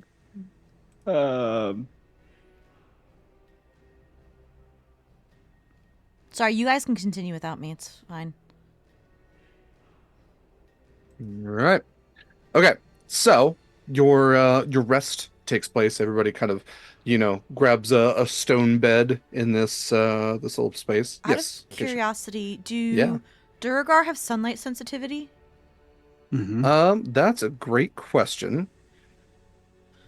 Find Light the sensitivity. Yes, most do. Yeah, I think that would be like something Acacia probably would have known about, Underdark creatures is, yeah, they do have sunlight sensitivity. Good to know. Preparing daylight. Oh, yeah. Ooh.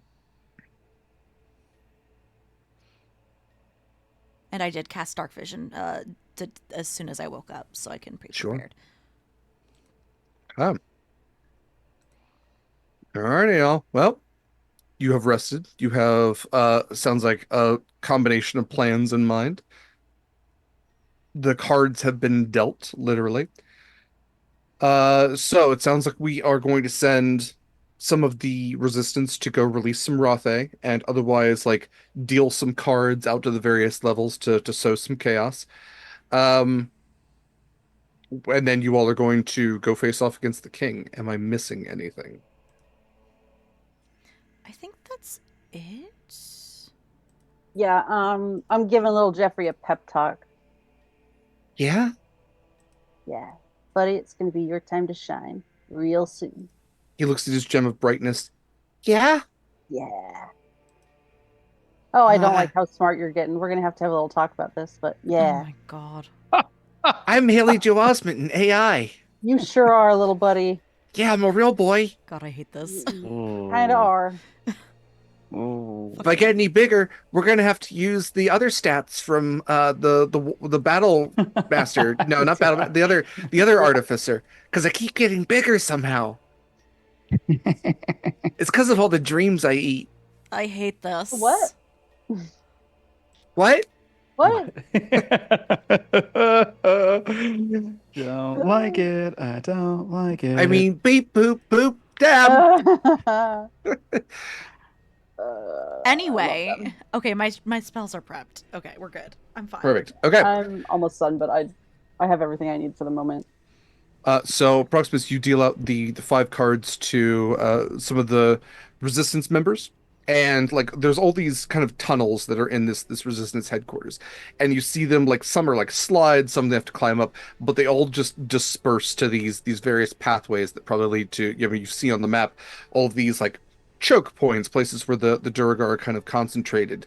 You see some that are going up to, to the 3rd level, just so some chaos down there. You also see that there's a team of 3 that go down to the 2nd level to release the Rothe. and kind of sow some chaos down there. Um, you don't really have like a signal or anything, but Agna kind of looks at you and she says 10 minutes, and we should be properly sown into chaos. And she looks at the two Azer. You are welcome to stay here or do whatever you need to do. And they look to the weapons that are in here and make sure that everybody's armed, make sure that they're kind of like defending the entrance as well. And you see some of the resistance go outside, like out the door that you originally come through, the illusory door, to start gathering some of the populace and start kind of like getting them into movable sections and movable points to try to get them out. All right. Okay. So, with the clock essentially ticking, what would you all like to do? Oh, I got 6-hour mind link for the party plus Dominaria and Marcus, by the way. Fantastic. Nice. All right, are we good to go?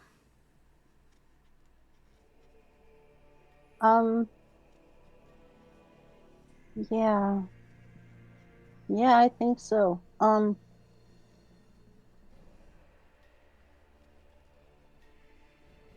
Is there I just want to ask whoever's around from the Hill Dwarves, and or I could have done this in my like 4-hour gap, that would make more sense.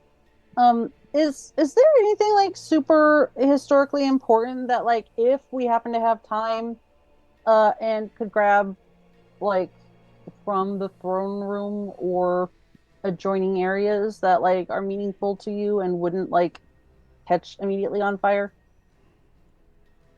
The Azer look to each other. They look to Agna, who just kind of shakes her head and shrugs. Okay. I As just far figured as since we were we, there. as far as we were aware, the throne was said to have some sort of significance, but that was to the Oh, kingdom of that's the Cold so Star. big. Whew. What are you gonna do Where with we throne? have separated ourselves from the material of the material plane. We look only to take out people. You are welcome to whatever spoils you can find, whatever the Durgar have left, unmarked and unbroken. We all kind of like look at each other. In the mind like it's just like a hell yeah. That ring, though. Yeah. Yeah. When the king had even told you, you had asked for that favor, and he said, whatever you want, as long as you help get my people out. Yeah. All right. Is everyone ready? Yeah, I guess I'm As pretty ready as good. they'll ever be.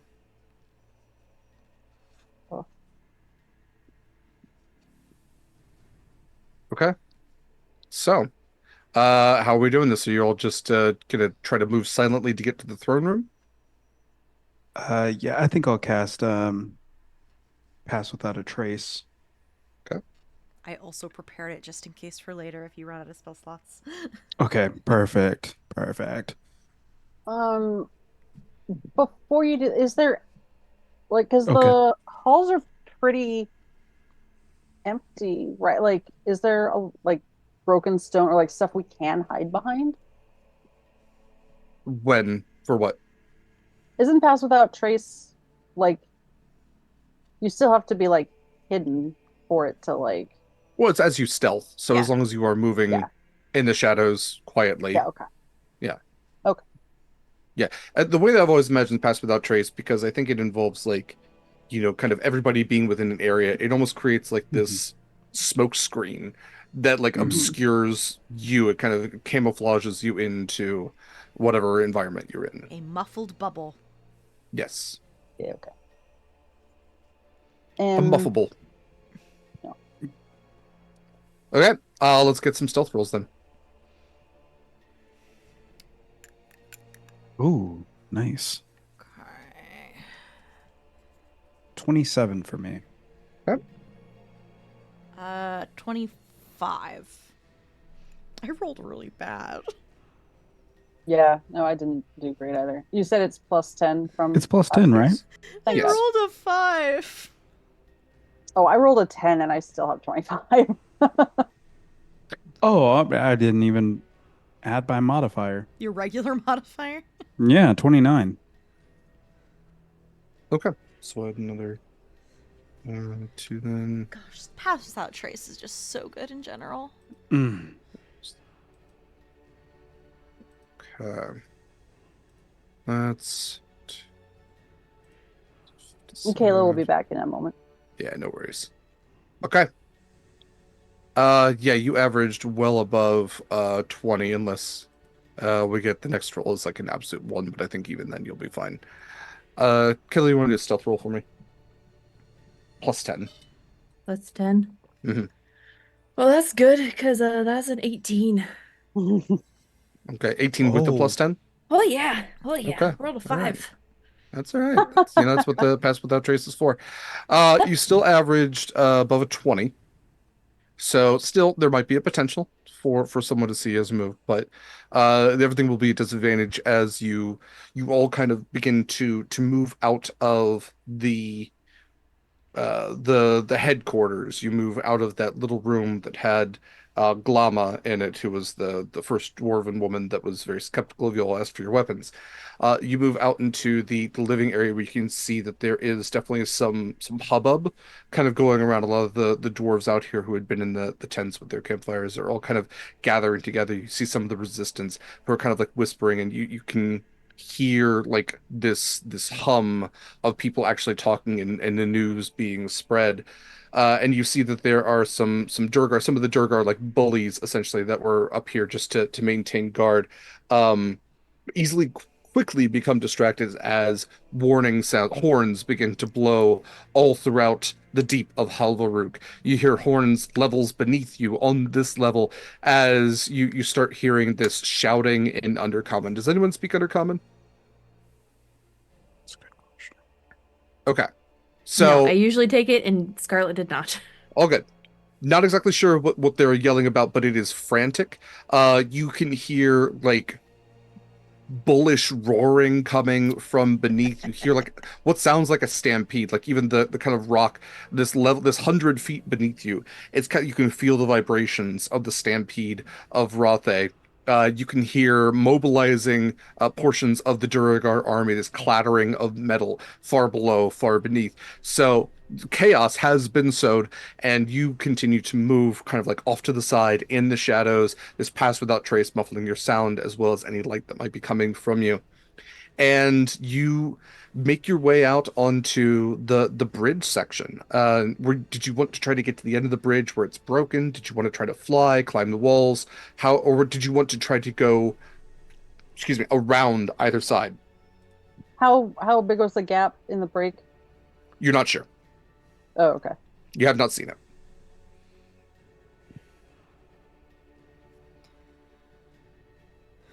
I think we should. I think we should can fly across. I think it might not be a bad idea. Well, you can fly across. Yeah. So we're taking the straightforward route. Okay. In that case, you get to that T junction, and you can see that there absolutely are troops moving about, but they do not notice you yet. I'm going to do a roll to see if they might. Again, this is going to be at disadvantage. They have a +0, and that's a 3 and a 1. Yeah, absolutely. You are just completely hidden from these people who are panicking as you see where there once was an ogre, there now is a hill giant that's like swinging this club kind of in this idle, this NPC stance, as the kids like to do, NPC stance. You can hear shouts from below. You see there's a little goblin that's kind of like standing in front of him, just going, oh, oh, oh. He's got a little like club with him. It just like keeps repeating that. And you see again like this force is trying to mobilize. They're trying to structure out, like get into formation as they go to take on this weird little pairing that somehow made it through the door. So you bypass them, and you are able to get down past this bridge. And I want to make sure this is the right map before I put you on it. It is. Cool. So you are able to go down past the bridge, or along the bridge, I should say, to where there starts to become this different type of light. This blue light begins to start to emanate out here, and you can see as you're getting closer, there's all this natural crystal that's kind of coming out of the walls here. Probably what was mined here. This precious gem, this very bright sapphire, that's kind of just breaking through in natural formations, and this massive gem that kind of sits above the throne itself. This throne you can see at the top of these massive set of stairs that does have the sizable elder ring pressed into its form. You can see that there are statues of dwarves on either side, several other throned seats which are empty, but at the top you can see the frail form of the still, I would say, imposing King Malvor Mournblade, a black armored Durgar with these eyes that seem to glow somewhat in the dark, this jagged black sword kind of laid across the throne across his lap. And all on the stairs, you can see that there are Durgar soldiers which have uh, are beginning to kind of like arm themselves, get their weapons ready, as you see as they see you kind of arriving. You do not see any generals necessarily here, but as you all begin to walk up, you can see that you are definitely going to have your hands full a little bit here. So let's go ahead and get you all on the map. You'll be coming in from the south there, Cool. and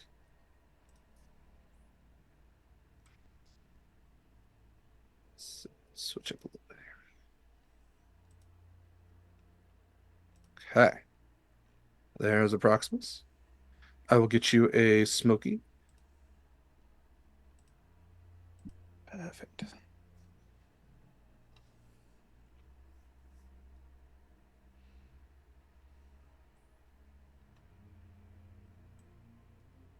And once we get you on the board, we're going to go ahead and roll for initiative here. Where is Smoky Joe? So this is also, while you're approaching, you'll be able to see, the Durgar are not rushing towards you. They seem to have like places where they are meant to stand guard before the king. You can definitely see the broken bridge before you, which you can gauge as having, maybe about 15 feet from its narrowest point of a jump between. But not impossible. Definitely a hefty jump for folks.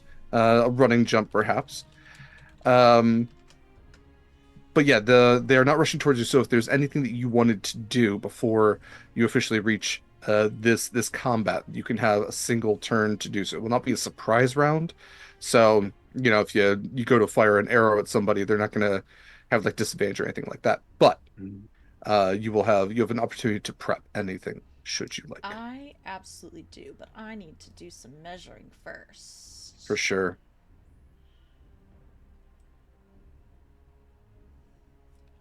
Where's my Smoky icon?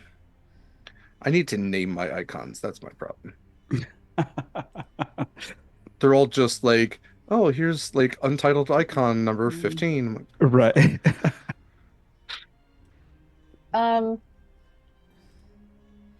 I'd In like to case get... anyone, Sorry, go ahead. oh, sorry. Go ahead. I was gonna say, in case anyone needs it, I have a potion of resilience, which gives you a +1 to your AC, I believe.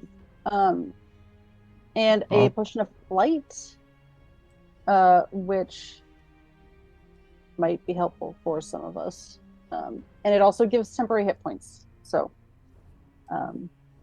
I'll take the one of resilience if yeah. I'll It's, probably be in the middle of 2d6. melee. 2d6 plus.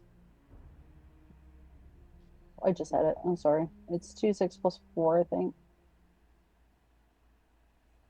You said it's +1 to your AC? I'm sorry. It's 2d6 plus 5 temporary hit points, and it is +1 bonus to AC for 10 minutes. Okay. I'll take that for sure. Thank you. All right. This turn that we have includes movement and stuff. Yeah, so essentially, like, this is going to be where you're staging yourself for when initiative is going to begin. Can you drag me on, please? Yeah, let's see. And I need to find an icon for Dominaria. I don't necessarily have anything for her. So I'm not already on there. If you could drag me on too, because Roll20 is so slow for me. yeah, I gotcha. And for some reason, I need to turn Scarlett 20 degrees or 90 degrees rather. Winnie. First in our hearts, last in the alphabet. All right. Acacia, there you are. There's a Scarlett, there's a Marcus, there's a Proximus, there's a Smokey, and I don't want to use a Nubia for everything. Howard. Right. Also, sorry to everybody on screen. You just have to deal with me measuring everything. That's important. Hey, it's measurements important in D&D. Yeah. If you've ever seen what it looks like when I've got the maps going, it's not pretty. It's fine. All right. Well, I will say I believe I have character sheets. I should make stat blocks to be more fair, but I do have a character sheet for Marcus. I don't mind running Marcus and Dominaria. I can't remember if I've made a sheet for Dominaria, but hey, we're getting towards the end here, and I will have a week to do so, perhaps even 2. So let's go ahead and roll for initiative, and we can kind of see where this wraps up here. So wait, is that one turn we have? Is it before or after rolling initiative?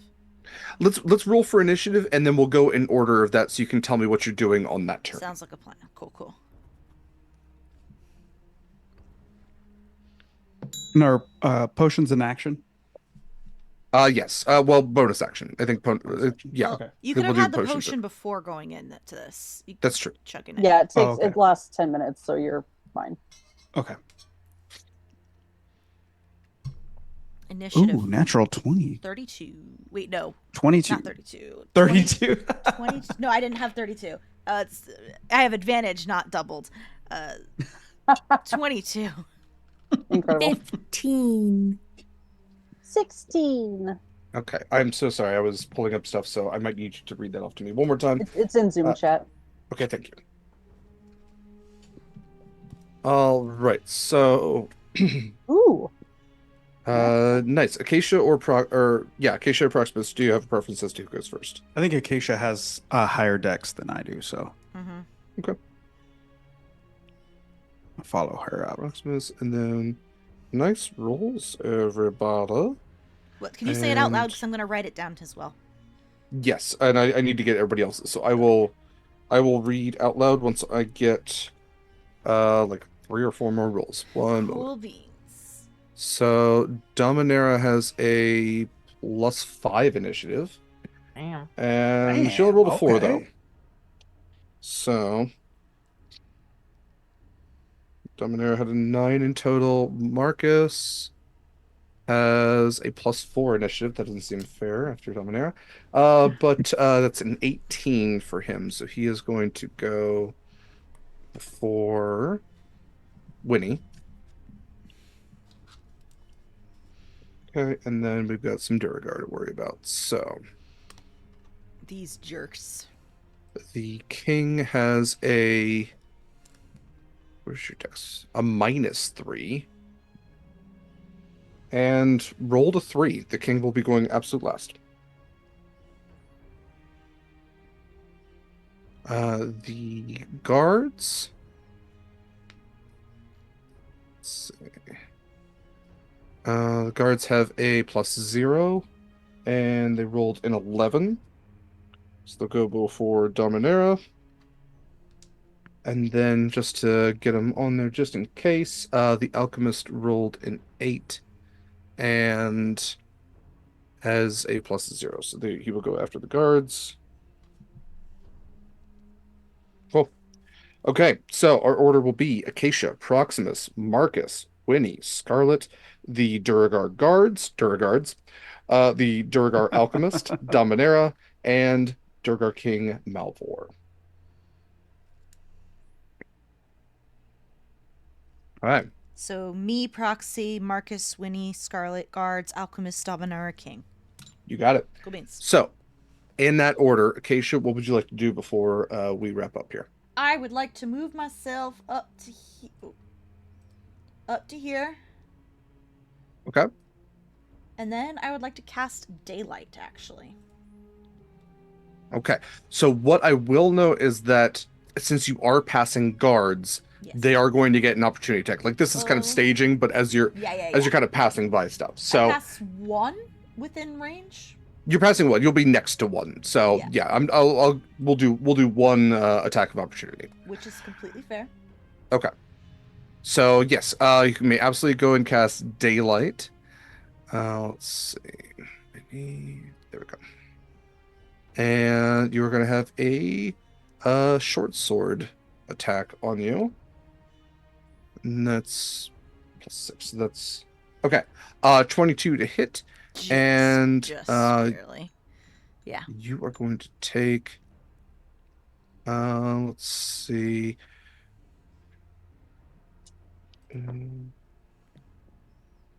12 points of piercing damage.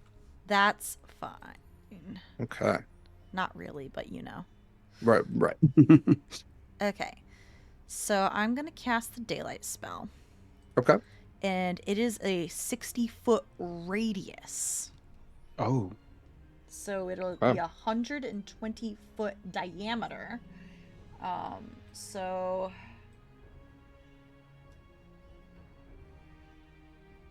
I think I'm gonna do it.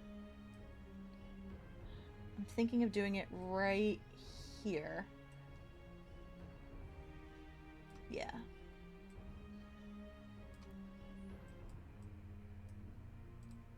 Right here. Okay. I'm pinging it right there as the center point. Right there's the center point. Okay. Let's see if I can make this on at least the 5th turn. Let's see. So that's going to be while I'm mapping this out. Proximus, is there anything you would like to do to prepare? Yeah, I mean, since Acacia's going in, Proximus is going in. So while she's pulling aggro, he's gonna move to the first of the more southern guards, and he's gonna start slashing. Okay. And bring Smokey with me. Oh, I can't move Smokey. That's right. So yeah, I'll move I'll him for move you. up with Smokey and then take a slash.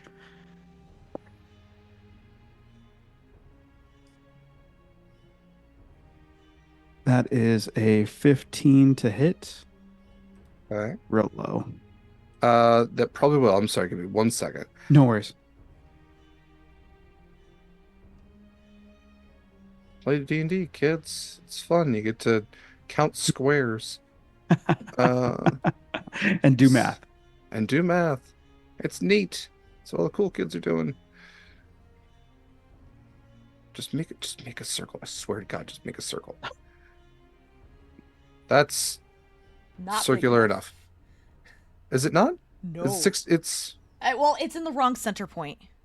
yeah. Okay. I thought it's supposed to be 120 feet across, right? Yeah, but it was supposed to be centered here. Right. And yeah, again, started the wrong place. I'm gonna see if maybe I can move it. I'm not sure if I can move drawing or not. I don't think you can. But what we can do Yeah, next week I can. is we can make a circle and then like add it as like something on the map, Yeah. Hmm. overlaying it. Okay. Well, it's there for Oh, us that's to mess with next time. Can Okay. So I'm gonna make a place on the map where I centered it. Though. that's fine. Yeah, we'll fix it for next time, but I think that's kind of close, sort of, kind of. Yeah, we'll try to map it out It next will time. catch the two guys next to me. That it will. Okay. Yeah. All right, So so just I keep probably that just in need to mind. move a little more south. Okay, Proximus, you are attacking a stone guard. So yes, I'm sorry. What was the roll? 15 to hit. A 15 does not hit. I'm sorry. Sorry to make you Okay. wait that long and then have it not hit. And then I'm gonna let Smokey take a bite Okay. and use his pack tactics since we're next to each other.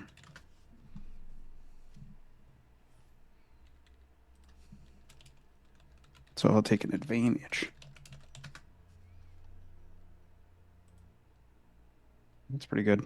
19 to hit. A 19 does hit. And 2d6 plus. That's nice. 9, 12 Well, very nice. 12. Okay. Points of damage. And then I will take my second swipe at him. Okay. And that's a 17 to hit. A 17 does not hit. Oh.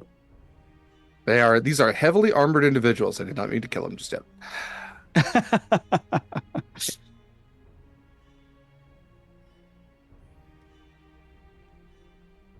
And then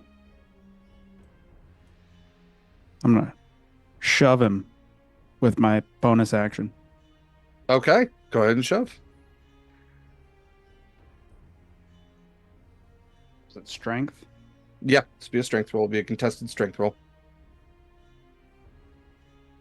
That is a 21. Yes, you are able to shove successfully. So, I need to look up how shove works. Baldur's Gate did not prepare me for this moment. I know. Well, I wanna weirdly knock did, him but then it down. weirdly didn't. Let's see. But- Shove. Not shovel.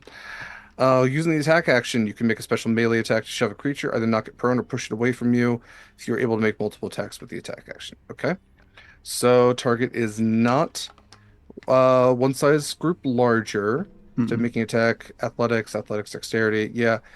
So it is. Would you like to push him back 5 feet or knock him prone? Knock him prone. Okay. Done and done. So I'm sorry. Do you remember how much Yeah. damage Smokey did? 12. 12 points Okay. of damage. Yeah. Okay. So cool. I'm just might not remember this next week, so I'm trying to make sure I can at least save it here. Okay. And then that's my turn. Perfect. And we are prone. Where's the back pain thing? Great. Okay, Winnie, is there anything you would like to do for your turn? Yes. I would like to cast I whip out little Jeffrey's mixed deck or whatever the hell they're called, and cast Bardic Inspiration on I guess Proximus. So you've got the 1d6 for your ability check, attack roll, saving throw, whatever. And Thank you. yeah.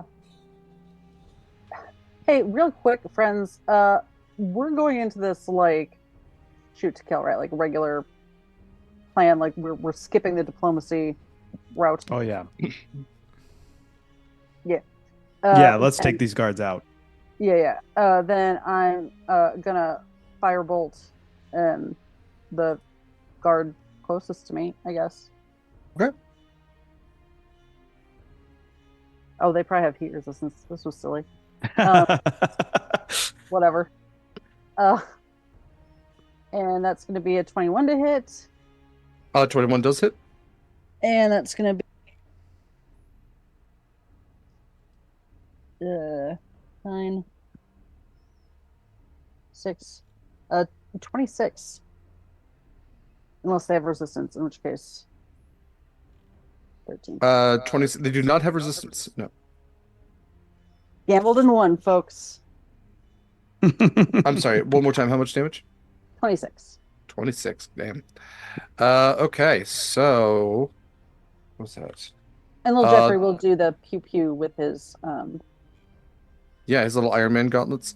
Yeah, that one's looking real rough already. I also need to get you your Jeffrey token. Sorry, I we'll forgot just say all your he's pets. like above my shoulder at the moment. He's not going to That's be fine. too far. So I think that Yeah, I he's think got it's just- 3/4 cover thanks to you. He's just kind of shooting over top. Okay. my God, we're like Mad Max and Furiosa. He's like balancing on my shoulder. Oh, Oh, I was thinking Master Blaster. Master Blaster. Yeah. We'll run Budget Town. Does 16 hit? 16 does not. No, these are AC 18s. Okay. He's just a little guy. Yeah. These guys have shields and they have Jeffrey here. They have shields and some heavy armor. So these are hefty boys. Okay. Last as you are rushing in, Scarlett. I would like to cast Dimension Door and move Marcus and I to the king. Okay. Por favor.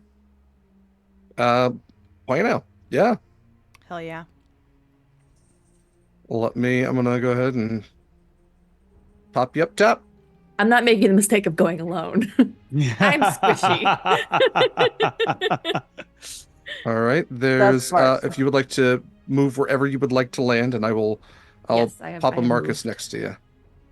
Learning has occurred. It might have been from past experiences. Who knows? Just a door opens up and Marcus is like, what the heck? Oh!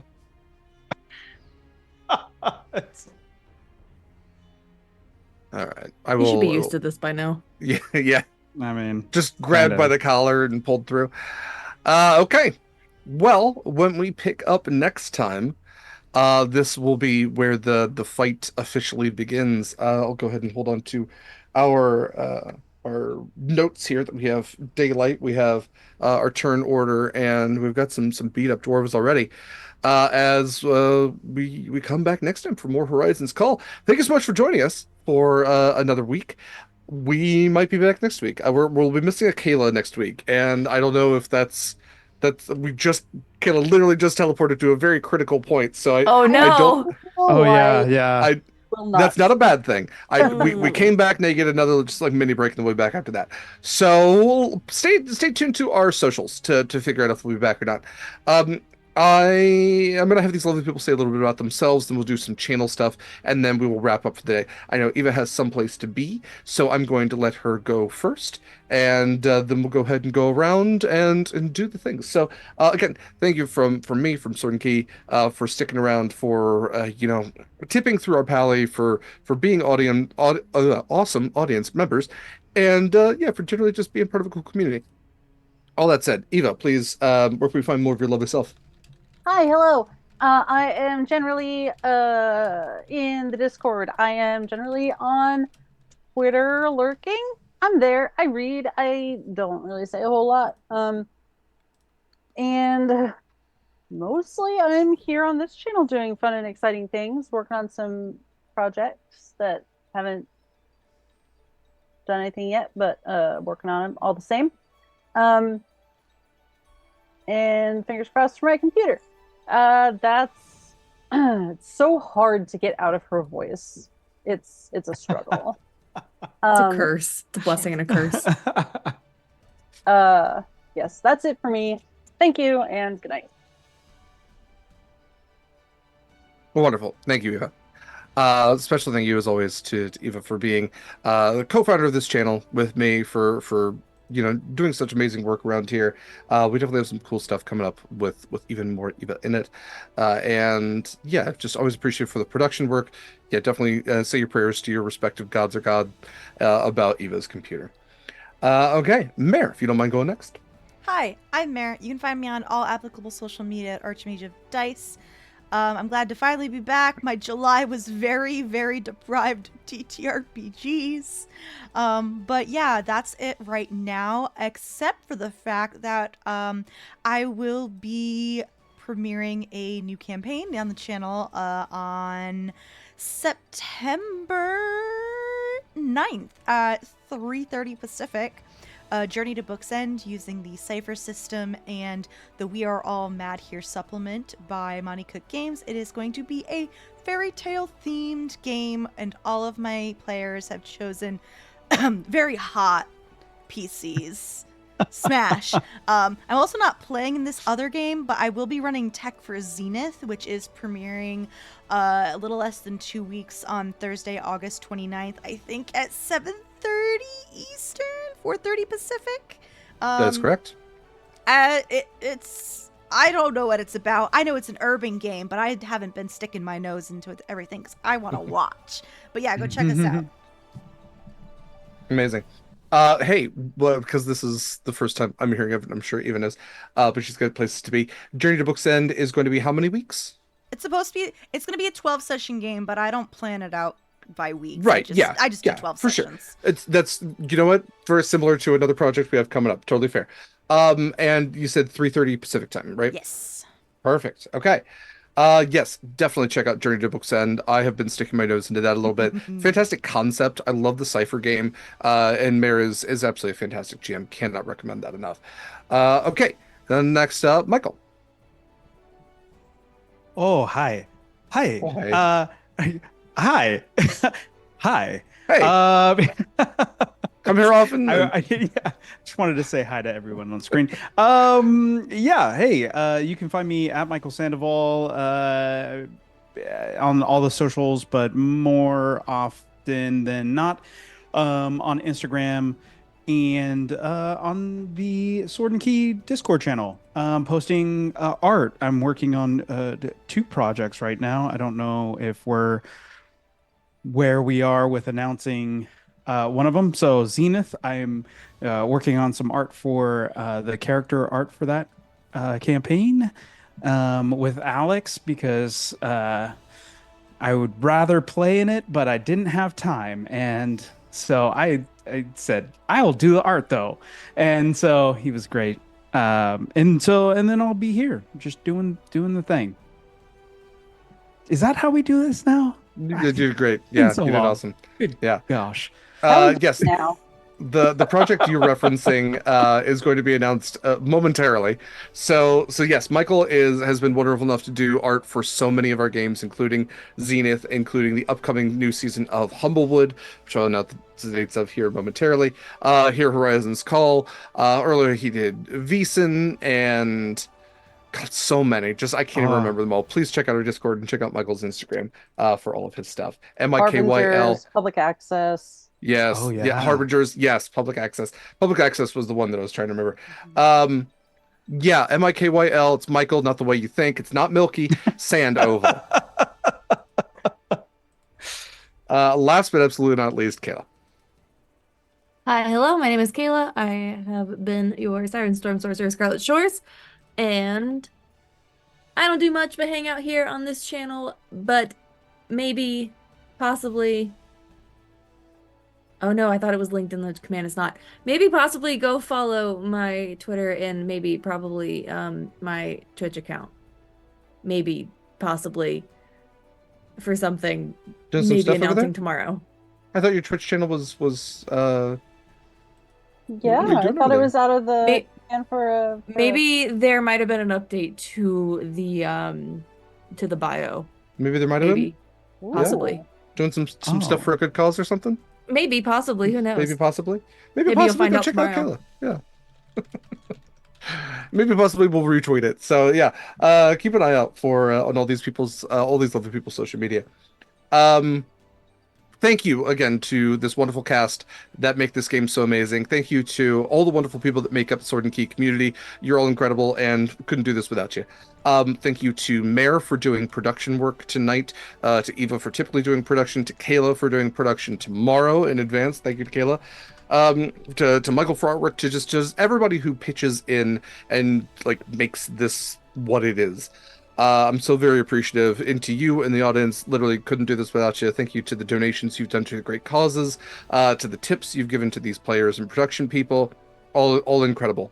Some stuff that is coming up for Sword and Key. We've got a lot of cool stuff. As I mentioned in the past, July was going to be quiet.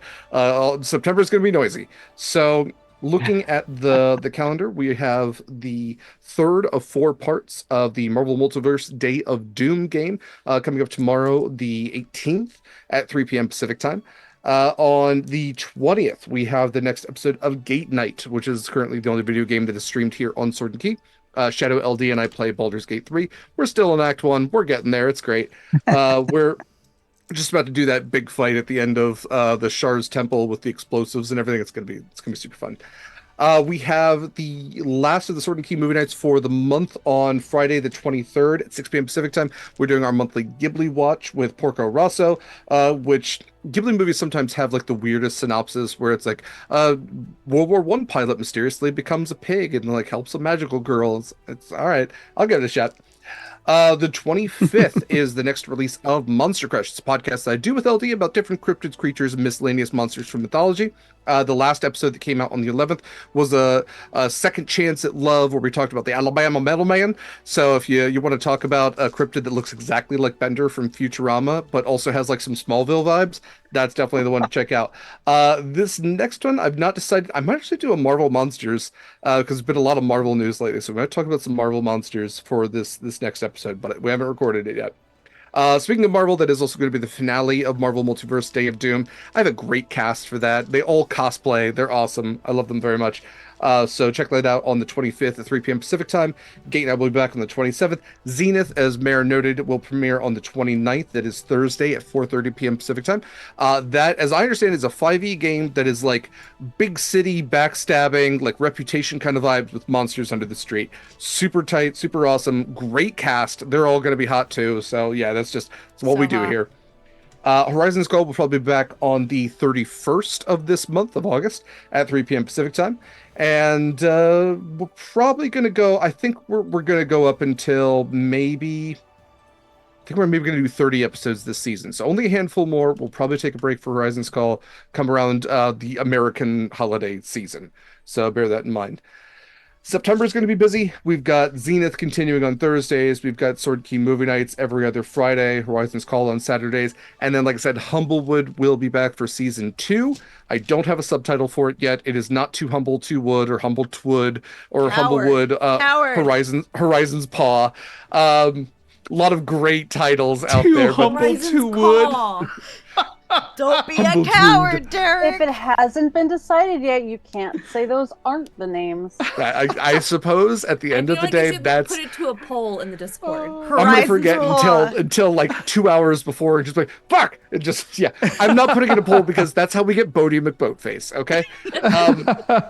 But Humblewood season 2 will be back September 8th, 10 a.m. Pacific time. We are keeping with almost exactly the same cast, almost exactly the same characters, except for Marley. If you watched, you know why. But unfortunately, Pan was unable to join us this round. So Stellar Encore at Stellar Encore on the socials. Definitely go check out Pan.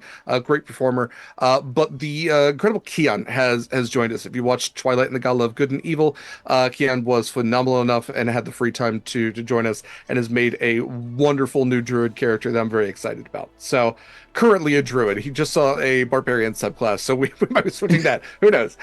And then, as Mare noted, the following day after Humblewood premieres, Journey to Book's End will be premiering on, that will play on Mondays starting September 9th at 3:30 p.m. Pacific time. There will be even more stuff from there. I'm currently scheduling something for my birthday, which is September 16th. I am looking to play the Midwestern Moms TTRPG.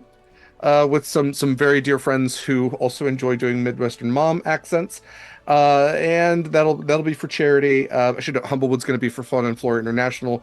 Marvel Multiverse is for PCRF, and Zenith, I believe, is also PCRF. I can't remember about Journey to Book's End. Mare, if you all decided on that. I think we're gonna. When I asked, everyone's just like, "I'm fine with whatever." Fine with whatever works. Not paying to edit tweets. Sometimes things happen.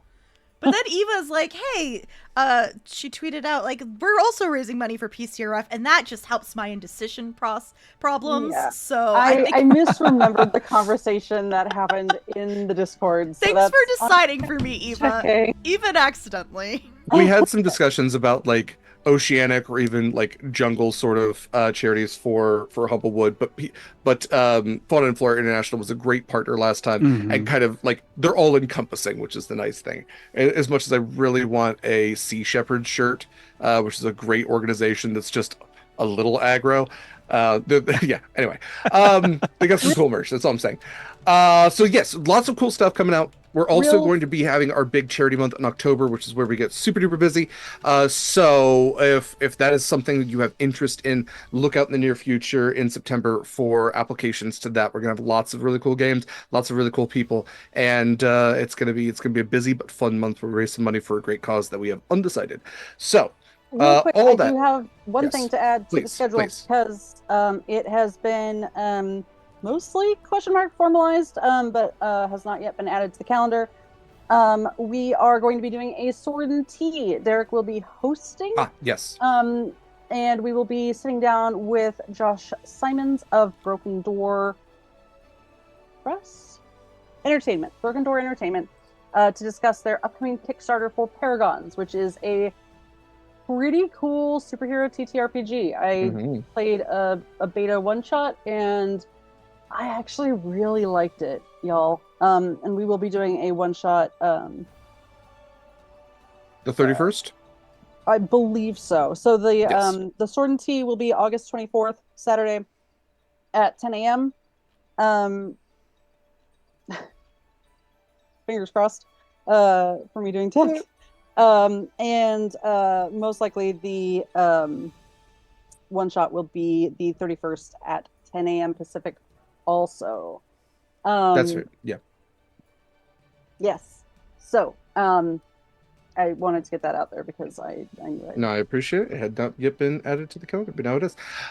Cool. So I appreciate that, Eva. Do we have somebody we are rating? Yes, we're rating Charmed Fantasy. Charmed Fantasy. Fantastic. Go spread some positivity and love over there. Again, thank you for hanging out. We will see you all for this game probably in 2 weeks, but even sooner for many, many other things. Take care of yourselves in the meantime. Do I have a sign off for this game? I can't remember. I don't know. I'm gonna go play mermaids at a lake next week. Fair winds and following seas. Fair winds and following seas, brave mariners. And no body, no crime, no drama. Remember that the key three ingredients to any good time are going to be poutine, paella, and various cheeses. I can't remember the Harbinger's one. Hi Harbies. Bye, Harbies. How am I supposed to remember all this shit? I don't know. You don't have room in your brain? I don't. There's no math left. All right, we're gonna get going so I can get us onto the ending screen with also some raid times countdown. Anyway, bye. Too humble, too wood.